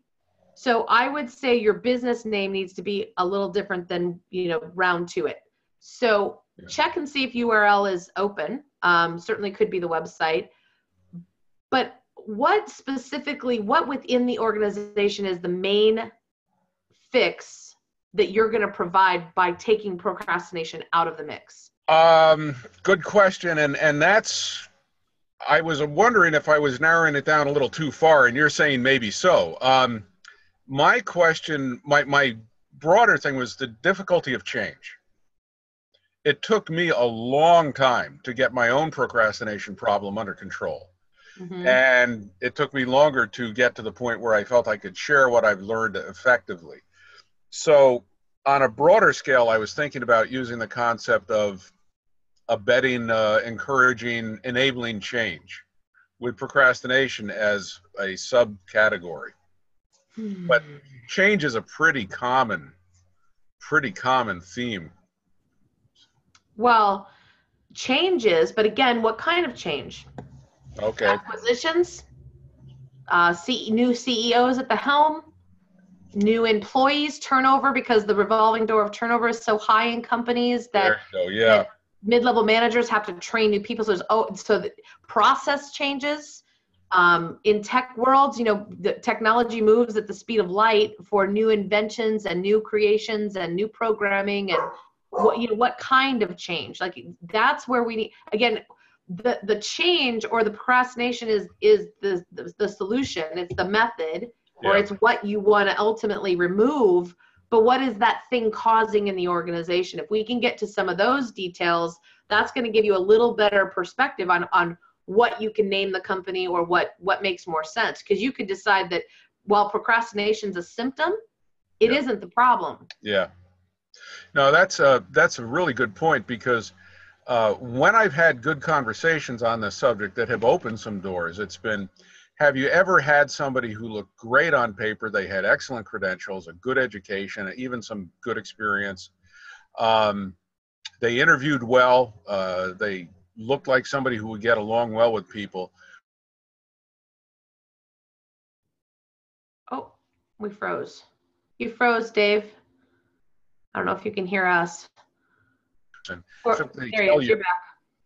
and specifically tell you what kind of help they need, because there are different types of productivity challenges. Oh, yeah. I mean, what does productivity look like? I'll use the examples I used earlier. What's a productivity look like in a bank versus a manufacturing plant? Good point. What does productivity look like in a diaper manufacturing plant and a paper manufacturing plant? Mm-hmm. You know, that's where, or a digital printer, or, you know, lots of different scenarios and environments you have to decide. And again, some of that goes back to where have you worked before? What insights do you have that other consultants just don't have because they've never worked in that industry? Where do you have past clients? Where can you go ask for air? Because I think you're up right now kind of with this, before you name the business, I think you need some air conversations. And you need to ask about procrastination. What does it look like in your world? Okay. Finance, manufacturing, customer service, call centers, wherever you want to go. What does it look like when your employees procrastinate? Yeah. And is procrastination even really a problem? Maybe it's just a resistance to change. There's attitude problems, conflict to deal with. Mm-hmm. Those are the problems that they're suffering from. And you got to figure out what is it you want to call it that fixes that. Yeah. So I would start looking back at who are you connected with on LinkedIn that you could get a referral, or who in your network could you turn to and say, I just have some questions. I need some advice and insight. I'm thinking about doing, and this is real for you. And by the way, for everybody else on the call, air never expires. You can always go to people and say, I need your help and insights. But in your case, it's real because you don't have everything figured out. You really are needing their insights to give you some sound bites and some perspectives so you can position this correctly. Thank you. Yeah. Anybody have any ideas, Fred? Yeah. Fred already wrote me a note. Thank you, Fred.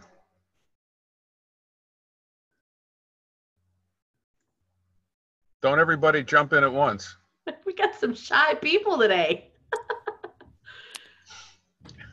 Okay. Randy, what are you thinking? You've got Rad saved you, Randy. Hello, Rad. Hey, I just wanted to say, I think procrastination seems like one of those topics that I know I personally would be interested in. It's harder with a corporate audience if that's what you're targeting. You know, it's just, it's going to be harder to appeal to, hopefully your whole staff is not procrastinating. And so that is going to be a tough challenge there. I think it's a great name for a talk though. Yeah. You know, if you want to have like 2 talks or 3 talks, I really don't think it's advisable for most speakers, unless you're a trainer, to have more than, really 2 talks. So if that was one of your 2 talks, and maybe the main one you focus on. And I don't know, what do you guys think about business names? Do you really, like, I named my company Animal Leadership years ago, and I kind of feel like that was a mistake. I don't think it sounds like I train animals, but it's not the best name. So, a lot of speakers just go with their name, like my new website's just radwatkins.com. I have animalleadership.com too, and I'll keep that as a separate thing, but I don't know that you need to, I think you might make some headway and find out that you could name a company later, personally. Yeah, thank you. I tell you, one of the things is when an organization really starts to grow, you hear this all the time in business, a certain inertia sits in. It becomes bureaucratized. I don't know if I'm coining a phrase there or not, but overcoming that inertia is very appealing. And by the way, one of the things that I created, this is copyrighted, folks. I created a concept called a pro-pal. Like what was the phrase you used, Teresa, for working with somebody here within our organization, within our team? Having an accountability. Oh, accountability. Yeah. I created the phrase a pro-pal, a procrastination pal. And then I say, now listen, this doesn't mean this is the person you call when you want to goof off and ask for some conversation other than do the work. It's the person you call and you say, Rad, I'm having a hard time getting started today. I just wanted to, I'm looking at my desk. I'm terrified. I got 20 things to do and I needed to calm down. And you talk to that person for a couple of minutes, and that kind of thing, overcoming that inertia and having an accountability partner in terms of individual or team productivity does seem to have some appeal. So interesting. Yeah. Yeah, and I've also I see some other notes here from, so thank you very much. Oh, here's a good one. Thank you, Fred. Procrastination paralysis. Thank you. I like that. Thank you. See, once again, not one of us is as smart as all of us. Hey, Yeah. Teresa, it's Patricia. I just Yeah, have a quick feedback. Would you mind sharing again what you had proposed for the title? Me? No. Dave. Dave. When I get around to it, spelled out in regular English. That is actually the title of my primary talk. Okay. When I get around to it. When I get around to it. So I'm wondering, coming from the philosophy that some people see the glass half empty and half full, it'd be interesting to know when you submit, like, here's a couple of talks or here's a couple of ideas for you, to be able to have two different talks. I love that could be maybe the title of your program and maybe the title of a talk, and then also the opposite side, so to speak, like jump starting, getting to it, or let's get to it, or stop that and go here, like an action instead of when I get around to it. Seems like it's the same of the problem that they're having. To me, it just seems too similar. But again, I'm in a mindset that the glass is not only half full, but it's overflowing all the time. So that's just an idea that you could have a couple of versions of the same thing depending upon the mindset of the person that you're speaking with. Great idea. Thank you. Ooh. Thank you kindly. That's a really, thank you. Yeah. Leonard, Time Masters. Oh, wow. Awesome. Thank you. I guess you're all going to demand royalties now. Thank you. And Julie has a really great point too. She says productive procrastination. So she says, I'd like to refer to my procrastination as productive procrastination. I love that. Thank you. By the way, you're very close to an important idea there. One of the things I teach people is, there he is. Look what he's got. That's mine. Where'd you get those? Wait a minute, what's over on my shelf? Is there a few missing there? That's really funny. Thank you, Fred. One thing I teach people is it's okay to procrastinate. It's perfectly normal behavior. It's a way of dealing with stress. But one technique is to procrastinate about procrastination. If you feel the desire, if you're self-aware enough to say, I really want to put that off, just say, I'm just going to work on it for 5 minutes, then I'm going to take a break. And then all of a sudden you've worked on it for 15 or 20. Cool. Okay, I will take the break, but I just want to get 2 or 3 minutes worth of work done, and then I'll procrastinate. So you procrastinate, but these are great. Thank you. I'm so glad I asked. Thank you all very, very much. Dave, I had a question about your talks. I would think that after you give a talk, there'd be a certain amount of people that would approach you and ask for, coaching or a program. Do you have those things in place? That's where it gets really fun, because there's a questionnaire that was developed by a clinical psychologist, and I use it with his permission.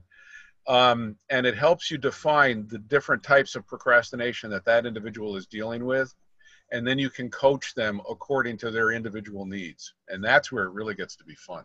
And you could have two people who are procrastination pals, accountability partners, and you're dealing with each of them very differently. That's what makes it fun. Yeah. So. Love it. Yeah. All right. Good job. Thank yes, you. Tweed. What you got, Tweed?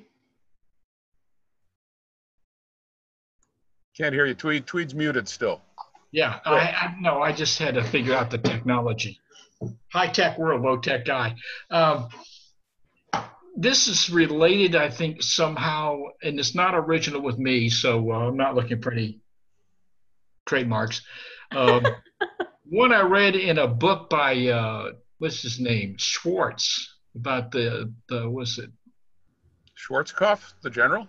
No, Abbott? no. This was I want to say his name was, well, I don't remember. His last name was Schwartz, and it was about it was about action. He talked about how I would relate, and you tell me if I'm wrong, but procrastination is somewhat like fear, and that you get locked in by this fear, and the best way and the only way to overcome that fear is take some action, do something. I had a boss once that told me, he says, I don't care what you do, screw it up, but do something. Do And, it. which relates back to the other comment. It says, you don't have to get it right. You just got to get it going. That's good. Because you kind of steer your way as you go. And I learned that years ago too. I was the president of the Writers League of Texas for a couple of years. And if there's one thing I'm passionate about too, it's helping future writers or whatever to keep from banging into all the guardrails going down the road. Because I already hit them, and it's no fun. So if I can help people from, making those mistakes, hey, and I'll do it. And I noticed on Fred's to-its, on one side said, do it. Yeah. Said, do it to it. I actually had a round to it. Do it to it. Dave. There you go. Yes, yeah. Do it to it. There you go. Do it to it. I like it. That's all I had. So awesome. Thank you, Tweet. Tweet. Appreciate it. So I'm going to answer Kip's question here really quick. Anything else, Dave, before we move on? I'm good. Thank you kindly. You're so welcome. So Kip, it says you're hearing some mixed messages. Tell me, I'm not understanding. Rephrase it for me. Unmute, Kip. Are you still with us? You need to mute me. You're muted, Dave. Kip is not, maybe he's not at his desk. So mixed message regarding sending an article or something else that may be of interest or process before being able to schedule a conversation. No, if I misspoke or was and had a little bit of discombobulated, I didn't mean to be. So sending something of value to people who have not responded, so it's a nurturing process. So for the sake of the recording, Kip, when you go back and listen to this, I think what you're asking is that you don't send anything of value, like the articles or whatever. You don't send that before you have a conversation. It is a process. It is a way to get them to have a conversation. So you're nurturing that. You make an outreach. You make your value proposition. You say, hey, I'd like to have a conversation. I help companies fix X, Y, and Z. And if they don't respond and they're not engaging, then it's all about then giving them something of value to stay on their radar. So you're giving value and inviting engagement. So not to send, but I think I heard otherwise. So yeah, if you have a follow-up question with that, Kip, if I didn't answer that question, get a hold of me, just email me and I'll give you some clarity around that. Definitely all about offering value, inviting engagement, but this is typically a nurturing process when you're sending articles, sending helpful things, or you've had a conversation and then they've said, let's talk in 6 months. You want to still stay on their radar. So you want to keep them engaged with value. That's the essence of that. So let's see here. All right. I think that's all the questions. So now guess what we get to do with the last 10 minutes? Hey, Teresa, we're going to it's go around Jennifer. the horn. What's that, Jennifer?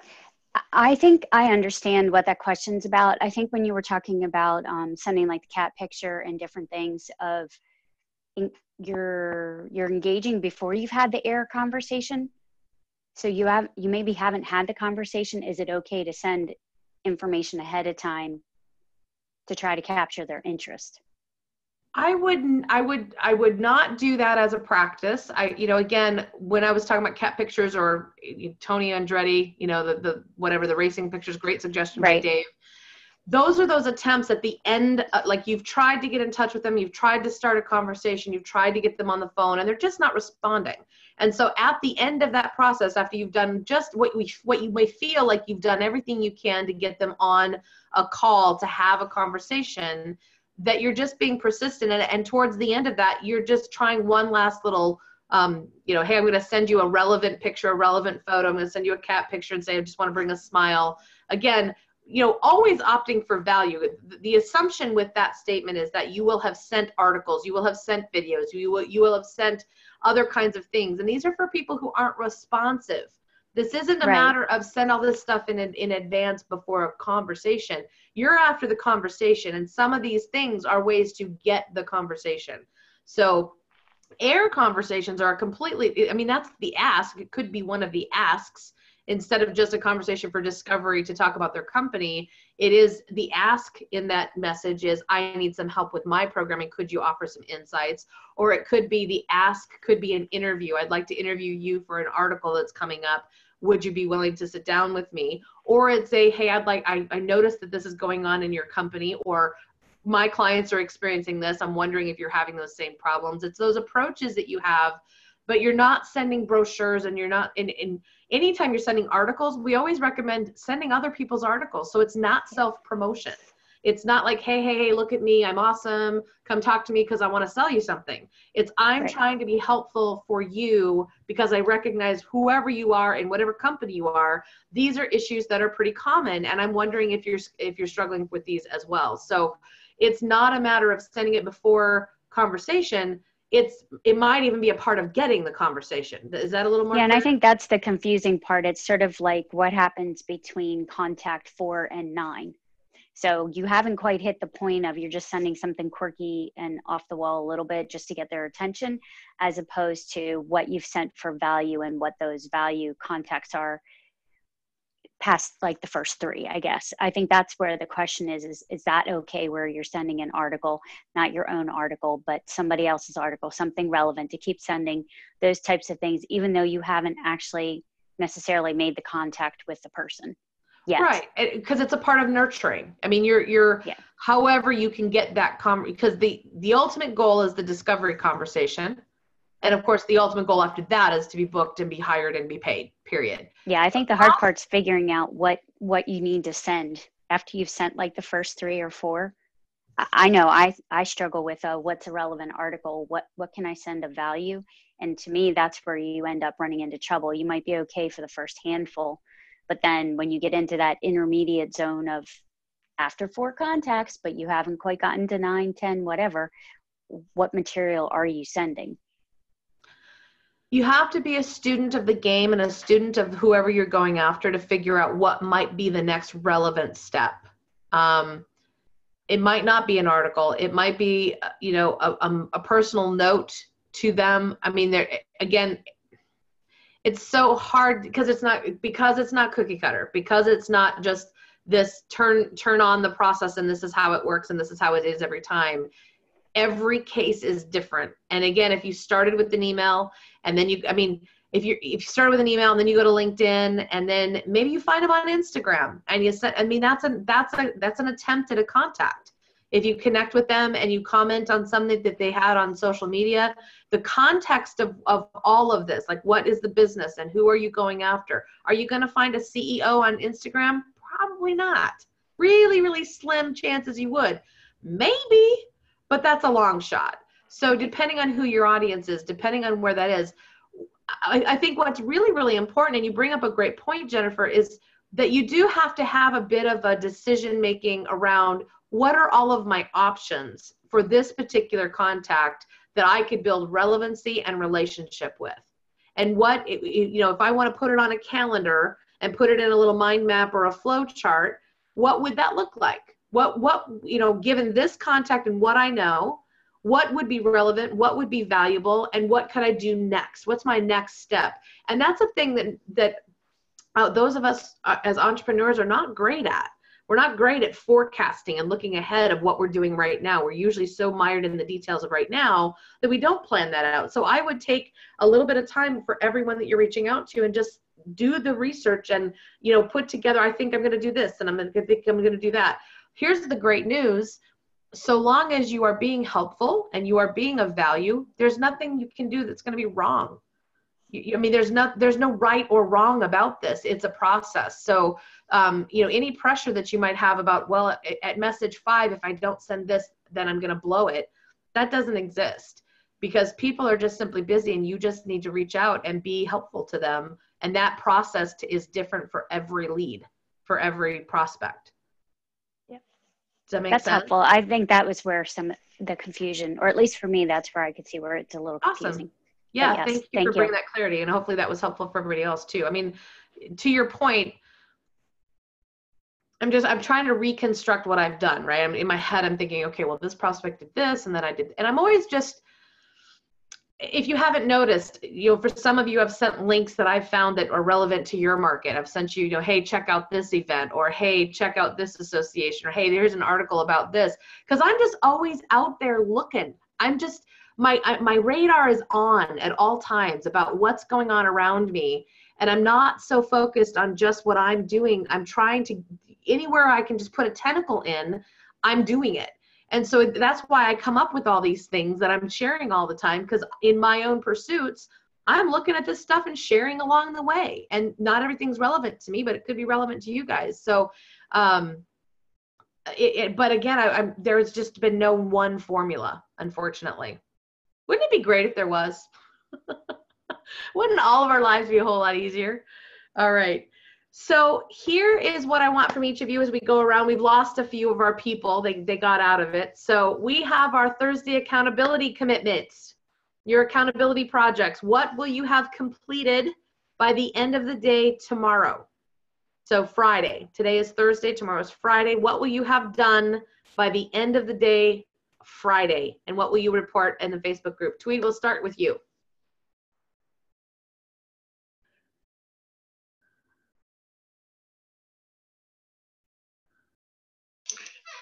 In my case, I got, at this point, two things rumbling through my mind. I want to wrap up my competitive scan.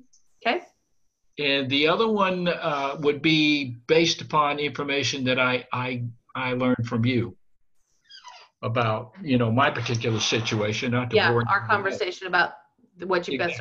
Got it. And dig in on that and get as much of that as I can accomplish by the end of the day tomorrow. Perfect. Love it. Leonard. Okay. Hey. Hey. What you doing? I just had to do that. What you doing? My goal is to close one deal tomorrow. I got some calls that I'm making, so I need to close some business tomorrow, and that's what I got to get done. So let me ask a question. Is that a yes, I want you to close business. Got it. Are these deals close enough that you feel you could? Is that a realistic expectation? 2, yeah. Fantastic. All right. So you're closing a deal tomorrow. I'm closing something tomorrow. All right. It's a deal. Hey, that's my last call, and thanks so much. It was. Oh, you're so welcome. You're so welcome. It's been a pleasure. Yep. Thanks.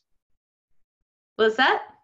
I'm going to make, if I'm going to do 10, I'm going to make 5 more contacts, and the other 5, I'm going to circle back because they've LinkedIn on, I've got LinkedIn so I can start some conversations. So I've got 5 and 5, 5 okay. Circle backs and 5 new contacts, and that should be easy by the end of tomorrow. Awesome. So 5 new and 5 in play. Right. Fantastic. Dave?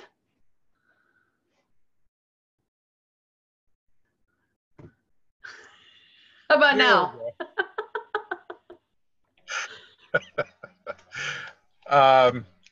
I'm going to follow Tweed's lead in terms of getting my competitive scan done. I have started it. I've got a long way to go.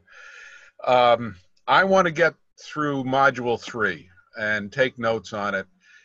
And the third thing that I want to have done by this time tomorrow is to take the notes that everybody typed to me and consolidate them. And I want to be able to come next Tuesday with an outline of where I'm going to get feedback. I want this settled quickly. I want to start restructuring my website, my marketing materials, and I think I'm a lot farther along. I'm very, very grateful. No kidding. Thank you all so much. I had a whole lot of private notes while this conversation's been going on. A lot of great ideas, and Thank you. Yeah. Good. Yeah. Awesome. So 3 things. All right, Miss Julie. I'm going to have my list of top 20. And I love that. You're the first one out of everybody who didn't raise their hand, who got their top 20. Nice job. Gold star for you, girlfriend. I'm going to have my top 20, and I'm going to have looked through those discovery questions you're going to send me. I'm going to have replied to the contact who wanted a proposal. And in fact, I'm going to do that today. So tomorrow, my top 20, and I'm going to have my 2 a day lined up for next week.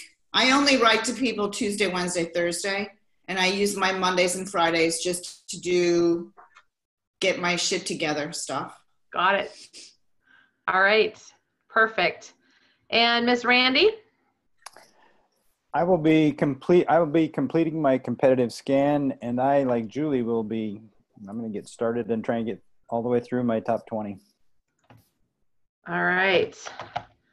And Fred? Oh, got to unmute you. Let's unmute you. There you go. Okay. I'm going to be taking a pause until May 3rd because I'm going to be out of the country on a cruise. So by tomorrow, I do want to have my top 20. And as well as I want to start working on my my competitive scan and hopefully, have some of that completed and figure out how I'm going to do some of the exercises that I've already gone through all the modules. And what I want to do now is to go back and diligently work through the exercises for each module. I will probably take my binder on the trip with me so I can work through that. But unfortunately, I won't be participating in the group for some time, but I'll certainly catch up. All right. Sounds good. We'll look forward to your return. Safe and happy travels. Thank you. All right. Rad.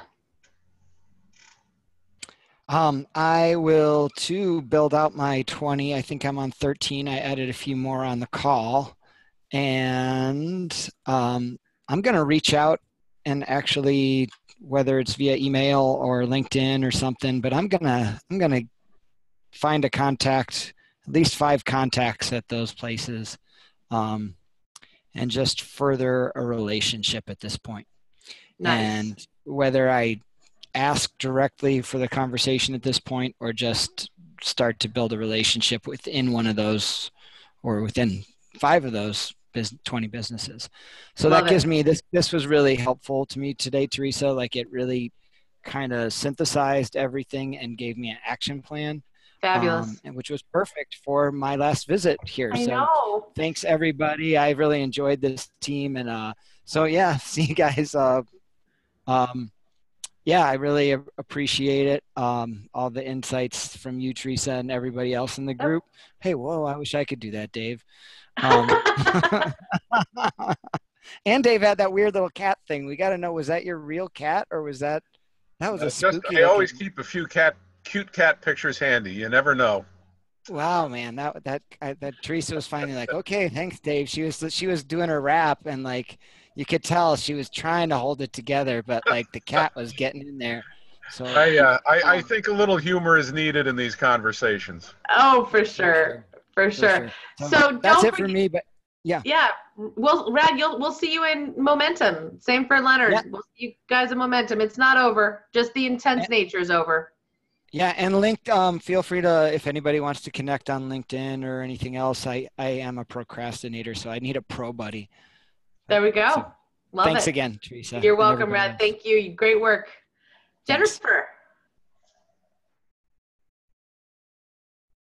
Well, my objective for tomorrow is to get my blankety tax return done, which has absolutely nothing to do with this. But important. But it is important. So I'm not 100% sure how much I will get done tomorrow. I do have one thing that I'm going to commit to that makes me really uncomfortable, is reaching out to that CEO that I kind of jumped on at a conference. Yep. And I'm not really sure where that's going to go. And then I think also I need to spend a little time on figuring out why my calendar is junking up and I don't have as much time to work on things as I'd like to. So I'm going to do a little bit of planning. Good. Just trying to block off time. Yep. Even taxes are important. It doesn't have to be part of the modules. If it's something you need to get done, you need to get done, and it's all the mix of doing business. So yeah, awesome. Yes, and We'll I check unfortunately have a kid that joined crew, which is a highly involved sport. So I will be spending all weekend out at some river watching her stroke for 6 minutes, and it'll take like 8 hours. So both days, woohoo! Wow. Have fun, take pictures. Yeah. All right. So those are all my people on camera. We have still, I think, have Bob, Kip, Patricia, Carrie, and Morgan, and somebody on a telephone. Is any of you still here? Hi, Teresa, Patricia. All right, girlfriend. What's your commitment? Yes, I'm resending all of the email Yes. files to you in PDF version. I am booking my next time with you. So I'll go to calendar and find our next time to be together. I am going to complete the work in video 2. I've looked at all of the videos, very helpful again. Thank you. And I'll do my work in session 2, video 2, and then come back next week with, Dave really inspired me today with some ideas for company name and program names and some names that we can work with next week. Thank you. Fantastic. Fantastic. And Bob? Yeah, my goal is simple. Just continue to drive everybody in my life crazy by asking them what niche I should be in. So, or what niche, can you have completed by the end of the day tomorrow? What can I have completed? Well, I have my short list, and I think going from 3 to 2 and hopefully 2 to 1. I'm hoping by next week maybe I can flush that out. So it's just a flushing out process. The last call, I think when you said, you know, what frustrates you and what frustrates you in a category and what's your solution, I think that helped. And I forget what the gentleman's name was, but I think it was, I appreciate everybody that commented on my situation. Charles. But Charles he had said that he had done some church consulting, but actually got more faith-based events through being in the corporate sector. And so I think I just kind of mulling over those things and just continuing to stay in module 1 and be confident before I move forward. So, Yep. And I would, I think at a 30,000 foot view, if you have bandwidth to just print out that transcript, go through all 6 modules, leave 7 for later, but go through 6 and just know where you're going, because you might spend too much time in 1 and you could probably do some more better work in 2, 3, or 4. So just get a feel for what's there first and then just hunker down and do. But I think by the end of the day tomorrow, you're going to make your short list from 3 to at least 2, possibly 1. Is that what I'm hearing? Yep. Perfect. I can live with that. All right. Carrie, Kip, are you still with us?